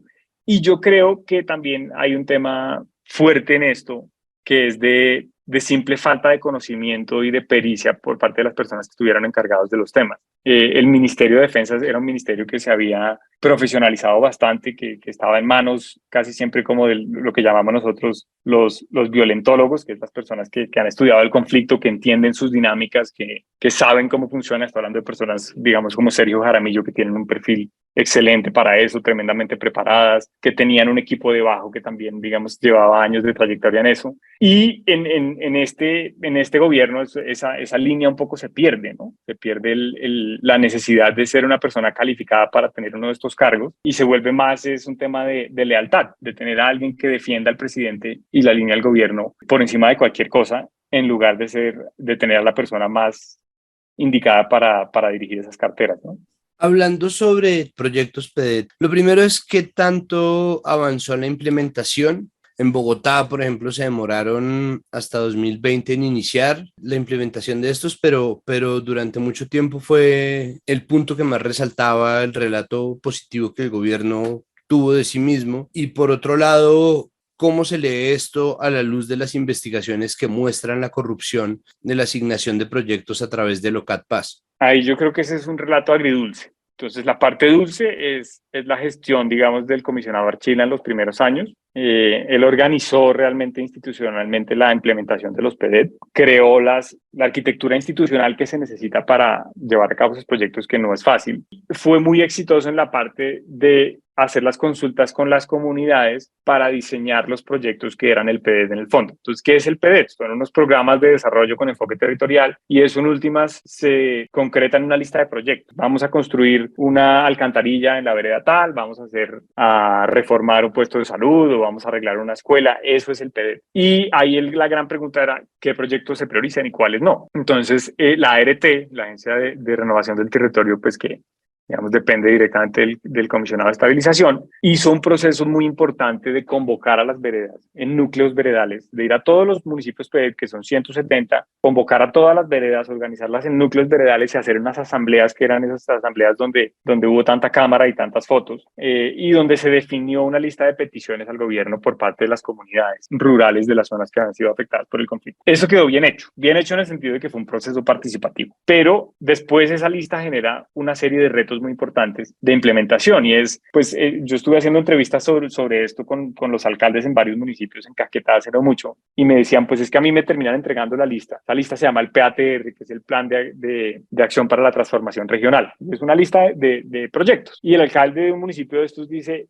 a mí me entregan esto y esto parece una lista de mercado, ¿sí? Porque por un lado quieren una antena de celular, por el otro necesitan una vía, la pavimentación de una vía, la construcción de una placa huella. Los otros quieren un colegio, que le hagan un cercamiento a un colegio. Y el alcalde como que no sabe cómo priorizar eso. Entonces, primer problema es una lista muy compleja, muy heterogénea y uno quisiera darle cumplimiento a todo, pero obviamente pues los recursos y el tiempo son limitados, entonces toca priorizar y esa priorización ya empieza a generar ciertas complicaciones. Por otro lado está el tema de la financiación y es cómo se pagan esos proyectos. Y ahí toco con su segundo punto y es esos proyectos debían financiarse sobre todo con la plata de un fondo que se llama el Fondo para la Paz, el Fondo Paz, ¿sí? Y para poder acceder a esos recursos había que estructurar los proyectos, sacarlos de la lista volverlos un proyecto ya, digamos, con pies y cabeza, con presupuestos, con viabilidad, y llevarlos al Departamento Nacional de Planeación, a esa instancia que se llama la OCAT-PAS, a que los aprobaran. Una vez aprobados esos proyectos, ya podían irse de nuevo a los territorios para que se contrataran y se ejecutaran. Ahí fue donde empezaron los escándalos de corrupción. Entonces, los primeros 3 años de implementación de los PEDET fueron lentos en el sentido de que no había, pues, estructurar estos proyectos es demorado, es complejo, es un proceso que en las secretarías de planeación de los municipios, estos son municipios de 6ª categoría, en donde muchas veces pues tienen problemas de personal, también las habilidades técnicas que se necesitan para estructurar bien un proyecto de estos. Entonces todo ese esfuerzo termina en un proyecto que después tiene que irse a aprobar al OCAT-PAS y el OCAT-PAS, lo que hemos visto por estas denuncias periodísticas que todavía no se han probado en instancias judiciales, pero pues que están bastante bien sustentadas, es que el OCAT-PAS se corrompió y se politizó. Entonces, al principio había mucha lentitud en la aprobación y después parece que como que todo empezó a funcionar y pasamos de aprobar 1 billón de pesos, 1,5 billones de pesos, 1,5 billones de pesos a 7,5 billones en el último año.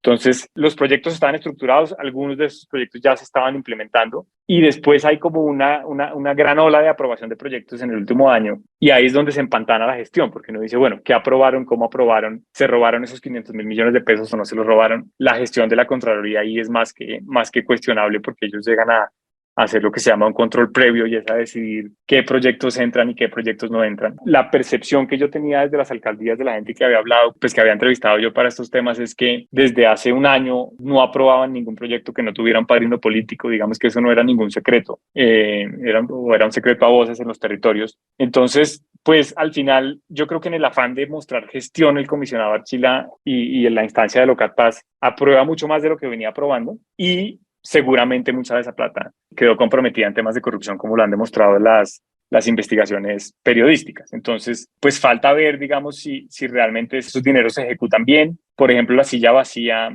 tiene unas investigaciones la semana pasada en donde ellos le ponen la lupa a un fondo en el Valle del Cauca que contrata con régimen privado y que ha entregado varios contratos de esos a dedo a contratistas que no tenían experiencia o que no habían ejecutado proyectos por el nivel de los proyectos que recibieron. Entonces falta ver si mucho de ese dinero se va a perder o realmente va a terminar en proyectos y en todo caso pues sí queda la mancha de cómo fue que se aprobaron y por qué esos municipios que resultaron con más proyectos que otros pues tuvieron una mayor tasa de aprobación. Ahí seguramente entran esos temas de corrupción, de influencia política, de que es que el alcalde de este municipio es amigo del senador que lleva estos temas en planeación nacional. Entonces, digamos que el balance es bastante agridulce, pero yo no sería tan pesimista porque al final el proceso de consulta con las comunidades sí ocurrió, sí tiene legitimidad y de cierta manera es un proceso que está pensado para 15 años.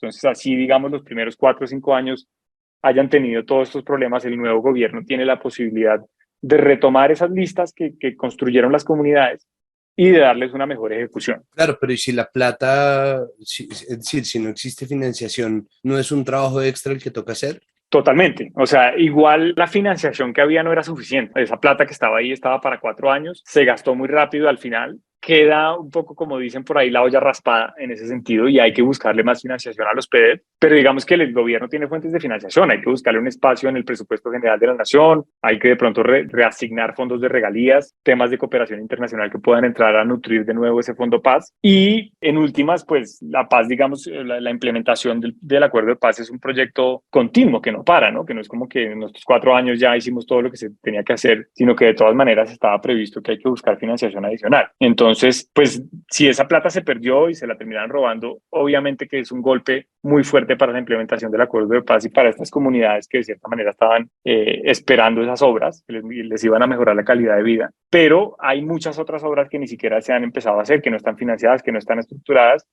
y ahí es donde está el reto y también la oportunidad. Finalmente, ¿qué pasó con las tierras? Ese es un punto central, ese es tal vez el punto más importante de todo el acuerdo, porque las tierras son un tema transversal que le pega a todo. Le pega al agro, como empezamos conversando en esta entrevista, le pega al tema de drogas, obviamente, le pega al tema de inequidad y de desarrollo, digamos, y de buen vivir de las poblaciones rurales. Y es un tema además que históricamente ha estado ligado al conflicto y a la violencia en Colombia, ¿no? Entonces es, digamos, como remover o lograr quitar una de esas causas que tanto conflicto generan. ¿Qué ha pasado en ese aspecto? La nuez del asunto es el catastro multipropósito. No es lo único que hay que hacer, pero es la nuez del asunto. ¿Y por qué es eso? ¿Por qué? Entonces uno tiene que preguntarse primero qué es el catastro y qué es un catastro multipropósito. Entonces el catastro en su sentido más estricto es simplemente un listado y una descripción de los bienes inmuebles que hay en Colombia, ¿no? Ese es un catastro. Catastro multipropósito, ¿qué significa ese apellido? Que además de ese listado y esa descripción combina más cosas. Entonces combina saber quién es el dueño, tener unas mejores valorizaciones de los predios, combina que espacialmente podamos mezclar con otras capas, es decir, que podamos saber si esos predios están en baldíos de la nación, si están en parques nacionales, si están afectados por zonas de exploración petrolera, si tienen temas de minería, si están en capas de riesgo climático por el cambio climático o si tienen especial protección ambiental. En Colombia yo acabo de terminar con Fedesarrollo una línea de base de la Política General de Ordenamiento Territorial y es impresionante la cantidad de capas de información que hay en Colombia. ¿sí? De todo, de temas ambientales, de cuencas hidrográficas, de las tierras que no tienen dueño, pero que se presume que son de la nación, pero que pueden estar ocupadas. Y ahí hay unos temas de desactualización enormes y de problemas de información que generan conflictos. Entonces, por ejemplo, muchas de las reservas forestales que hay en Colombia son reserva forestal por una ley que se llama la Ley Segunda de 1959. Entonces, solo el nombre ya dice uno, ¿cómo así que las reservas forestales se definieron en 1959? Entonces, obviamente, hay pueblos enteros en zonas de reserva forestal que no, pues, que ya no son reserva forestal, pero que como se definieron hace 70 años, son reserva forestal. Entonces, el catastro multipropósito en teoría debería resolver todos esos problemas. Debería podernos decir, responder las dos preguntas más importantes, que es cuáles son los predios y cómo son esos predios. Segunda pregunta más importante es de quién es ese predio, y después responder todas estas preguntas adicionales de si esos predios son útiles para la ganadería o son mejores para la producción de alimentos o son zonas donde no debería haber nada porque son de conservación y especial importancia ambiental. Entonces, esa construcción de ese catastro es muy compleja. De cierta forma, el acuerdo dice hay que resolver eso primero, y eso implica, digamos, poner a trabajar de manera eficiente las entidades que están en el sistema de administración de tierras del país, que son la Oficina de Notariado y Registro, que es la que dice quién es el dueño de los predios, el IGAC, que es el que pone, digamos, los polígonos de los predios en el espacio y la descripción de cuánto vale un predio. Tiene que también estar ahí la Unidad de Restitución de Tierras y otro tanto de entidades que tienen de alguna manera un rol u otro en los temas de tierras. Y obviamente la Agencia Nacional de Tierras, que es la encargada como de resolver los grandes rollos jurídicos. Entonces, esto pasa por un proceso que se llama el barrido predial, y ha habido ya algunos pilotos de barrido predial en Colombia, y es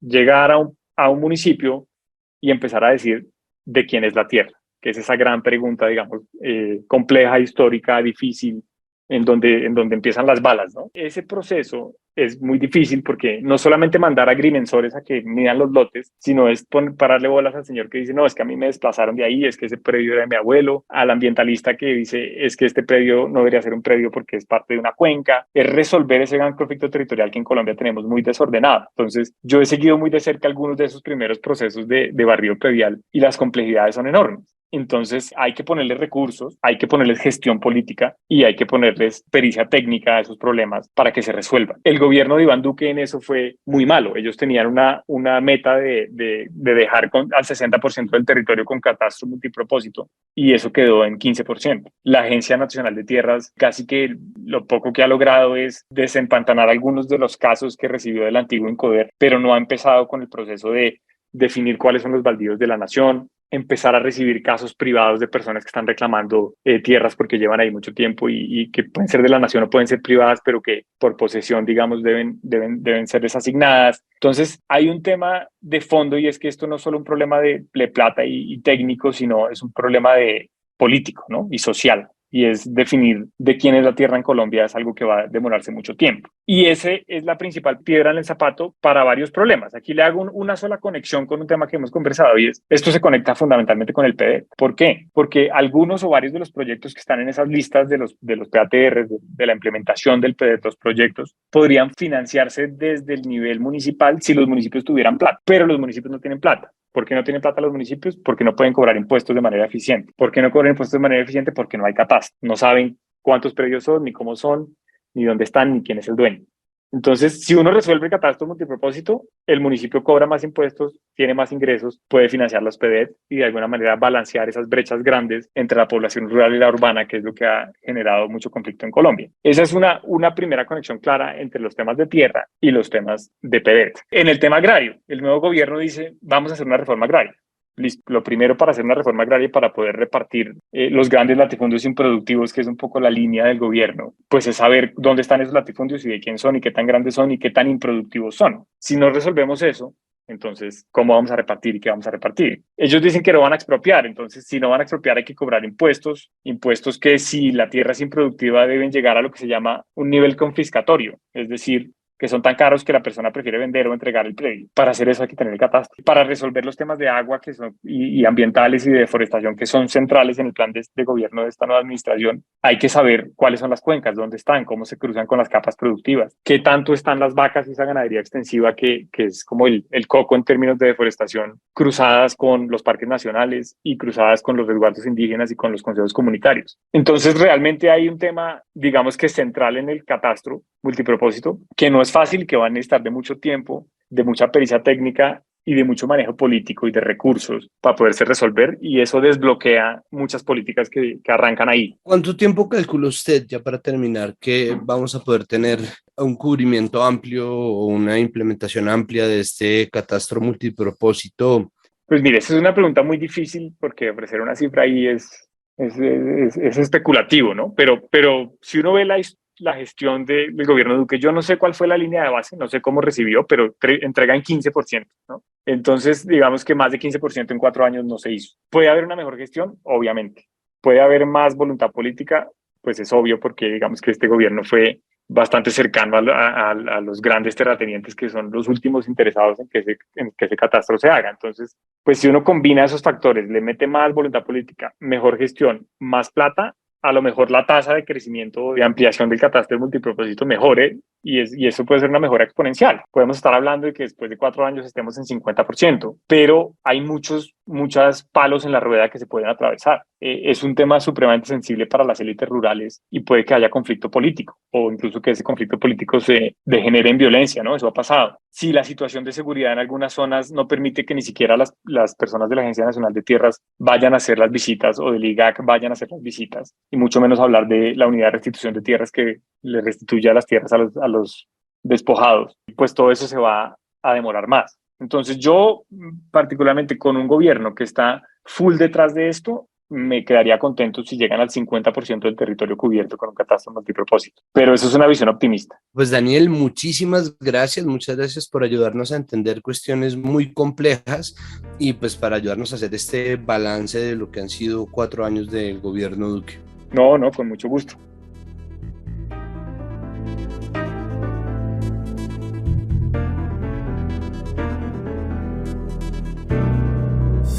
Uno de los temas álgidos, y yo sé que resulta ridículo y luego si necesitan los pongo en contexto, que yo lo esté diciendo, pues es la relación tirante que tuvo el gobierno Duque con la libertad de expresión y con la libertad de prensa. El domingo pasado, 31 de julio, la Fundación por la Libertad de Prensa, FLIP, sacó un informe en las páginas del Espectador, que posteriormente publicó junto con otros artículos y con información un poco más completa, hablando sobre precisamente esta relación dura de 4 años que deterioraron las relaciones entre el Estado colombiano y el gobierno colombiano y los medios de comunicación, incluso a partir del favorecimiento a ciertos medios considerados amigos del gobierno. Para hablar sobre este informe y sobre el balance que se puede hacer del gobierno Duque en materia de libertad de prensa, se encuentra el director de la FLIP, Jonathan Bock. Jonathan, bienvenido una vez más a Capital Político y muchas gracias por aceptar la invitación. Santiago, un gusto nuevamente y muchas gracias a ti por la invitación. Lo primero, Jonathan, es ¿cuál es el balance general? Pues Santiago, en esta radiografía hay 3 aspectos que a mí me parece que son muy importantes mencionar y que muestran que efectivamente este es un balance negativo. Tenemos un peor escenario para las condiciones y las garantías del ejercicio periodístico. El primero y el más claro, donde están las cifras y donde podemos hacer una comparación cuantitativa, es en la violencia. Hay un incremento claro en el número de amenazas y de hostigamiento contra los periodistas. Para tener un parámetro, en los últimos 4 años, el promedio de periodistas que han sido amenazados es de 250 periodistas cada año que son amenazados. Además, hubo 5 periodistas asesinados y esto, según los rankings que se hacen de cada país, pues ubican a Colombia como el segundo país más violento para ejercer el periodismo en América Latina, después de México. Entonces hay un tema de aumento de violencia que no tuvo una respuesta efectiva por parte del gobierno, y por el contrario, la Unidad Nacional de Protección, que es quien tiene el programa de protección a periodistas, no ha tenido una gestión efectiva ni ha sido garantista con los reporteros y con los benefactores del programa, y ha tenido muchísimos problemas. Entonces, esa es una tarea que quedó pendiente de este gobierno y que pues hay un incremento que ha hecho que en muchas regiones pues las voces de denuncia de los medios de comunicación local dejen de denunciar y de advertir lo que está sucediendo, por la falta de garantías. Un segundo aspecto que es fundamental y que también ha habido un retroceso es en materia de acceso a la información pública.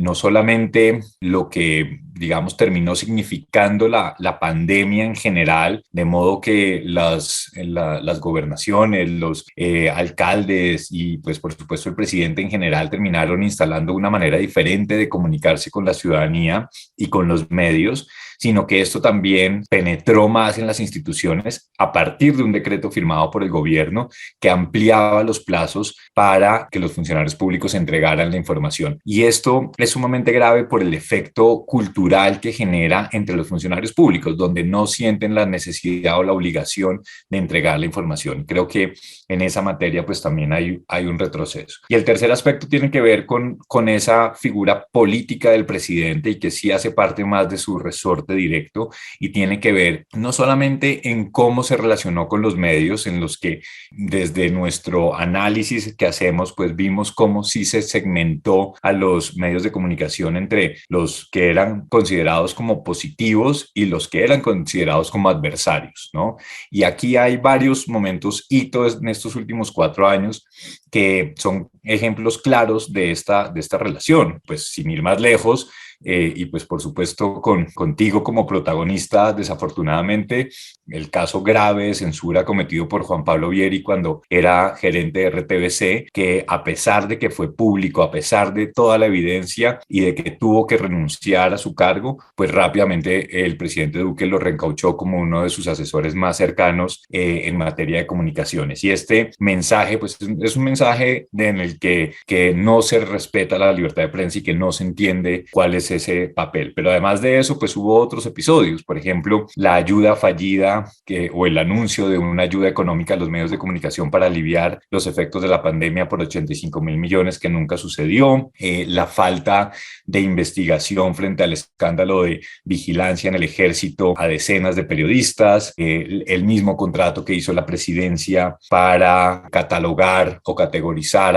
a los influenciadores en redes sociales en positivos, negativos o neutros, en fin, ¿no? Una serie de hitos que son graves y que marcan una sensación y una situación de animadversidad hacia el periodismo que pues es muy, muy crítica, sobre todo con la historia permanente de entender al periodismo o al periodista como el enemigo del poder, ¿no? Y yo creo que pues eso es lo que se ha marcado en estos últimos 4 años. Durante estos 4 años se ha dado una transformación acelerada del ecosistema de las comunicaciones, han nacido medios digitales nuevos, pero también se han posicionado como comunicadores ciertas organizaciones.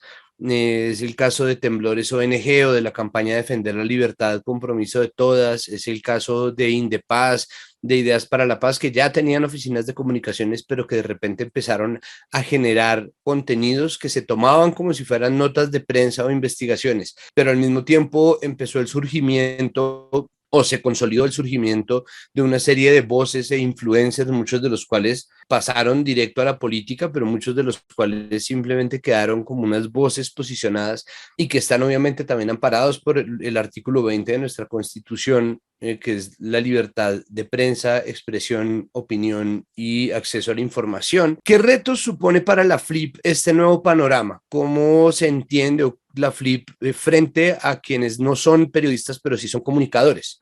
Frente a quienes no son estrictamente periodistas, ni siquiera trabajan en medios, pero tienen una plataforma de comunicación desde la cual ejercen y en la cual además son señalados, perfilados, atacados. Ahí, digamos, el efecto que esto tiene sobre el trabajo que nosotros hacemos en la FLIP no afecta de manera directa porque nosotros entendemos la definición más amplia de periodista, que es la misma definición que tiene la Relatoría de Naciones Unidas para la Libertad de Prensa y la que digamos que las organizaciones que tenemos esta misión, pues es la que ponemos en marcha y es entender que cualquier persona que realice un ejercicio de difusión de información que tenga relevancia para un sector de una ciudadanía es digamos como la categoría que se entiende por periodista, ¿no? Entonces esto es una definición muy amplia que por supuesto cobija a quienes hacen opinión, por supuesto cobija a fotoreporteros, ¿sí? A ejercicios que bien pueden hacerse en un un blog o desde una red social. Siempre que ese contenido tenga algún peligro de censura, pues ese es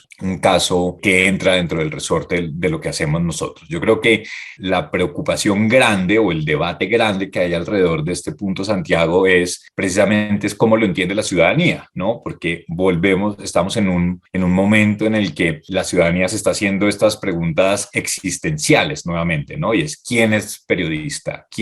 ¿Cuál es la verdad? ¿Cuál es la responsabilidad que tiene un medio de comunicación? Y yo creo que son preguntas que son sanas volverlas a debatir, ¿no? Que no podemos darlas por hecho y no podemos repetir ciegamente muchos mantras como que el periodismo es pilar de la democracia si a esto no le damos significado nuevamente. Y todo esto hace parte de un proceso de este gran cambio en el entorno periodístico y mediático, donde es importante que haya estas miles de voces, donde desafortunadamente pues hay muchas veces que se hace de manera irresponsable y con todos los adjetivos que les queramos poner, pero pues que terminan teniendo cabida por todos los cambios tecnológicos y por toda la revolución que ha existido. Entender que defender la libertad de prensa incluye también defender ejercicios que no le gustan o que son provocadores, que no le gustan a una buena parte de la audiencia o que son chocantes, provocadores, etcétera, pues es entender que es precisamente para que puedan existir también las voces que sí nos gustan o que sí leemos o que sí nos sentimos identificados. Pero ese es un gran debate que hay que dar y que hay que proporcionarle más herramientas a la audiencia para que lo pueda identificar. Y esto es un asunto realmente global, que es el que se está trabajando en muchos países para poderlo acomodarse y entender. Ahora, por supuesto, esto requiere realmente responsabilidad de los medios y requiere que en Colombia existan también canales de autorregulación de los medios. Canales me refiero a organizaciones, a proyectos, a veeduría ciudadana sobre el trabajo que hacen los medios de comunicación, porque no existe y es muy riesgoso, porque entonces es la ciudadanía y la audiencia la que se empieza a alejar de los medios de comunicación y la que le empieza a perder ese sentido de relevancia y de importancia al periodismo. ¿Cómo cambió el papel de la FLIP en estos 4 años? Hemos sido más protagonistas, sin duda, creo que por unas circunstancias como las que estabas mencionando, a eso sumado también el paro nacional. Yo creo que sí nos vimos en unos momentos, en unos escenarios que no nos habían ocurrido o no éramos nosotros los protagonistas, digamos, ¿no? Como el tema con la fiscalía o las manifestaciones donde pues realmente estábamos en una situación sin precedentes, donde todos los días del paro nacional resultaba un reportero agredido por parte de la fuerza pública, lo que terminó también saliendo de la mano con esta campaña de ciberpatrullaje y pues nos llevó a estar en un escenario de confrontación más directo con el gobierno, como no sucedió en los 8 años anteriores del presidente Juan Manuel Santos, que también contra quienes fuimos críticos, sacó un informe de balance al término de su gestión, que fue también un informe fuerte, pero pues fue otra situación también porque pues no hubo unos casos tan directos de confrontación donde estuviera pues la FLIP, donde se le hubiera llevado a ese punto de protagonista. Creo que esa confrontación con un gobierno pues termina, por supuesto, desgastando a las organizaciones de la sociedad civil y esto pues también además nos llevó de la mano a una situación como las elecciones, donde fueron meses muy tensos, donde constantemente la libertad de prensa estuvo en el centro también del debate, con muchos factores y con muchas líneas de lectura que era más política y no tanto, o que respondía más a intereses políticos que a otra cosa. Y pues todo eso, por supuesto, nos movió y nos ha llevado a diferentes momentos en los que algunos sectores de la prensa nos cuestionan, algunos después cambian rápidamente y son otras voces las que pasan a criticar que si estamos haciendo más activismo o si estamos haciendo o si estamos siguiendo una línea política. Es difícil sacar un balance de todo esto, por supuesto es algo que tenemos muy presente y que nos estamos adecuando a cómo pasar a ser o cómo terminamos siendo más protagonistas de lo que a lo mejor hubiéramos querido, pero pues al mismo tiempo teniendo claro que nosotros seguimos pues unos lineamientos y una defensa de la libertad de prensa. Estas son dos facetas o dos problemas nuevos para la FLIP que también parecen haber surgido o al menos parecen haber crecido hasta hacerse ineludibles. en los 4 años del gobierno Duque. Uno es las rencillas entre periodistas, que pueden llegar desde un intercambio muy amargo de tweets hasta censura interna en los medios o incluso un enfrentamiento que corre en las portadas de medios, ¿no? ¿Cómo tramita la FLIP eso? Y en segundo lugar, ¿cómo tramitan el asunto de la información falsa, que fue otra cosa que normalmente no había sido de la cuerda de la FLIP, pero que cada vez más tuvo el nombre de la fundación o sirvió para que se etiquetara a la fundación en redes sociales pidiendo que se pronunciara acerca de la noticia falsa presentada por una corresponsal pagada por Caracol Radio para hablar de una audiencia que no tuvo lugar en Madrid? No vamos a hablar ni siquiera de la opinión, pero cómo tramitan o existe algo que la FLIP esté pensando hacer, quiera hacer, pueda hacer con respecto a la desinformación. Sí, son dos aspectos que son claves y que van además a marcar la agenda de los próximos años sin ninguna duda, ¿no? La desinformación es un asunto, pues es una preocupación que en muchos países llega hasta ser una preocupación casi que de seguridad nacional, ¿no? También pues esto muchas veces es utilizado hábilmente con intereses políticos, pero por supuesto que es un tema grave y que es necesario poder pues tener unas políticas y unas líneas claras en términos generales. Y esto parece que es un discurso reiterativo y como que no es tan sexy ni para los gobiernos ni para la audiencia, pero hay que entender esto como un proceso de alfabetización mediática y como un proceso de alfabetización digital con claros esfuerzos para incorporarse a todo nivel, ¿no? Yo creo que esto debería ser una prioridad del próximo gobierno aquí en Colombia. Y como digo, esto lo relaciono también con lo que mencionaba antes de la necesidad de crear más veeduría ciudadana académica de las universidades o de proyectos independientes que estén dándole más herramientas a la audiencia para decir, pero es que mire, lo que está diciendo este medio o esta plataforma o este periodista con tantos miles de seguidores no es cierto. Y aquí lo que hay es una intención por esto y por lo otro, sí, que pueda haber un análisis y una lectura que les sirva. Yo creo que ese es el camino para evitar que efectivamente se piensen en políticas reguladoras que realmente, y como lo hemos visto en muchos países, estas políticas que piensan que una regulación general de medios y una intervención por parte de un gobierno pues es la solución, termina siendo todo lo contrario y termina generando graves consecuencias en materia de libertad de prensa. Entonces ese es un aspecto y frente a esto pues nosotros hicimos un anuncio en el que anticipábamos que la FLIP va a encargarse junto a la Fundación Gabriel García Márquez, la Fundación Gabo, la Asociación de Medios AMI, Consejo de Redacción, de incubar un proyecto que precisamente apunte a esto y que sea un proyecto que pueda hacer o que pueda aportar también más miradas y más elementos críticos hacia el trabajo de los medios de comunicación. Creo que eso es fundamental y que ahí es clave que el mismo sector pues genere más proyectos y más transparencia con la audiencia. Lastimosamente, y se conecta con la primera pregunta que tenías, es que esto toma al gremio en un momento pues muy dividido, ¿no? Y donde hay unas rencillas y unos abismos muy grandes entre los medios de comunicación y entre los periodistas. Y esto también es un terreno nuevo en el ecosistema colombiano, donde antes, si bien por supuesto siempre hubo pugnas y siempre hubo diferencias claras y había pues todo tipo de disputas, no se hacían públicas y no se hacían tan evidentes y no se metía a sus seguidores y a sus fanaticadas en medio de esas peleas y de esas diferencias. Y yo creo que pues eso es lo que termina debilitando también mucho al sector, y creo que ahí sí hay un espejo muy cercano y es el caso de México,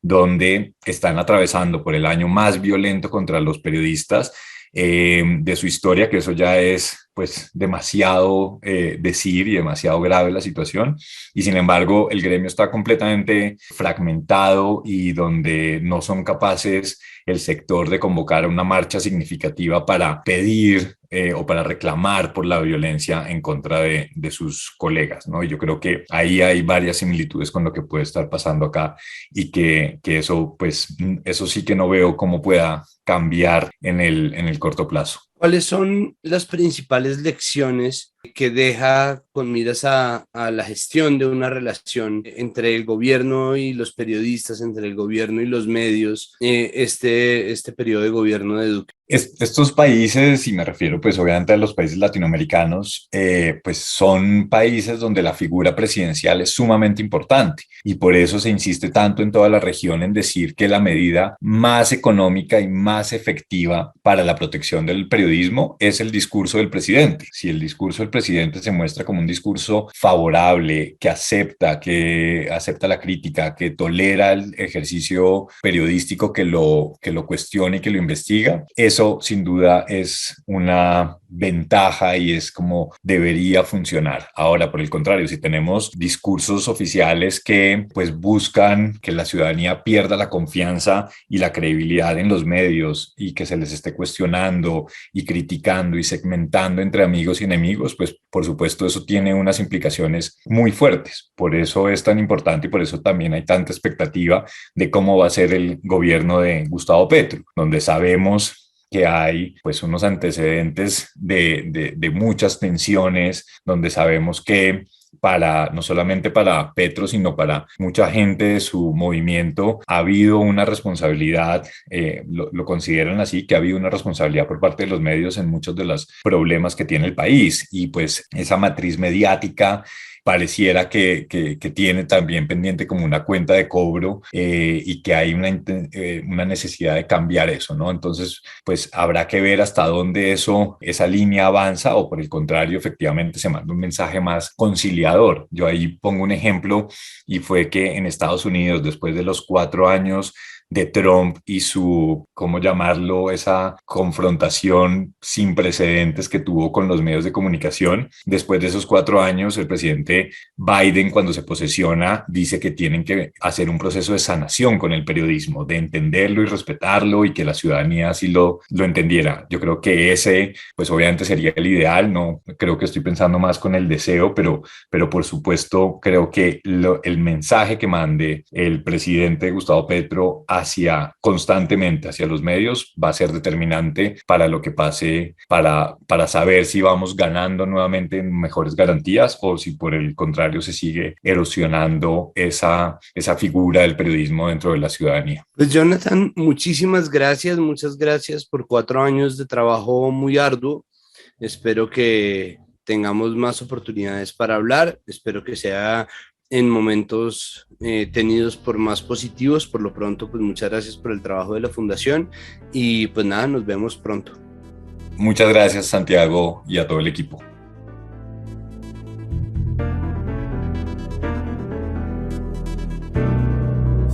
Hasta aquí este episodio de Capital Político. Sabemos que obviamente no alcanzamos a hacer un balance completo de todas las áreas que competen a un gobierno, pero creo que dimos una semblanza compleja y desde muchos ángulos de lo que fue un gobierno difícil, como he sido insistente en repetir. Nuestra línea editorial frente a este gobierno pues ha estado clara desde el minuto 1 y esto es lo que nosotros entregamos. De aquí en adelante obviamente veremos muchas de las consecuencias de lo que deja este gobierno Duque, pero también tendremos que ver mucho de lo que ocurra con un gobierno completamente distinto, un relato completamente distinto y los retos que eso supone. Recuerden que todo aquello que está pasando en Capital Sonoro, que es muchos podcasts, incluyendo este, son posibles gracias al trabajo arduo de nuestra productora María Alejandra Cuestas, de nuestro editor Sean Bernardo González y de nuestro periodista investigador Juan Pablo Conto. Recuerden también que esto es comunicación pública, no necesitamos de ningún tipo de financiación. En cambio, necesitamos de ustedes para que nos recomienden, para que compartan este podcast, para que peguen el link de este episodio, el enlace si se quiere, en los chats familiares, en las redes sociales, para que nos ayuden a tener algo más de visibilidad y que la conversación en torno a los temas y los enfoques de Capital Político continúe y pueda crecer nuestra comunidad. Nos oímos la próxima semana. Muchas gracias por su audiencia. Capital Sonoro.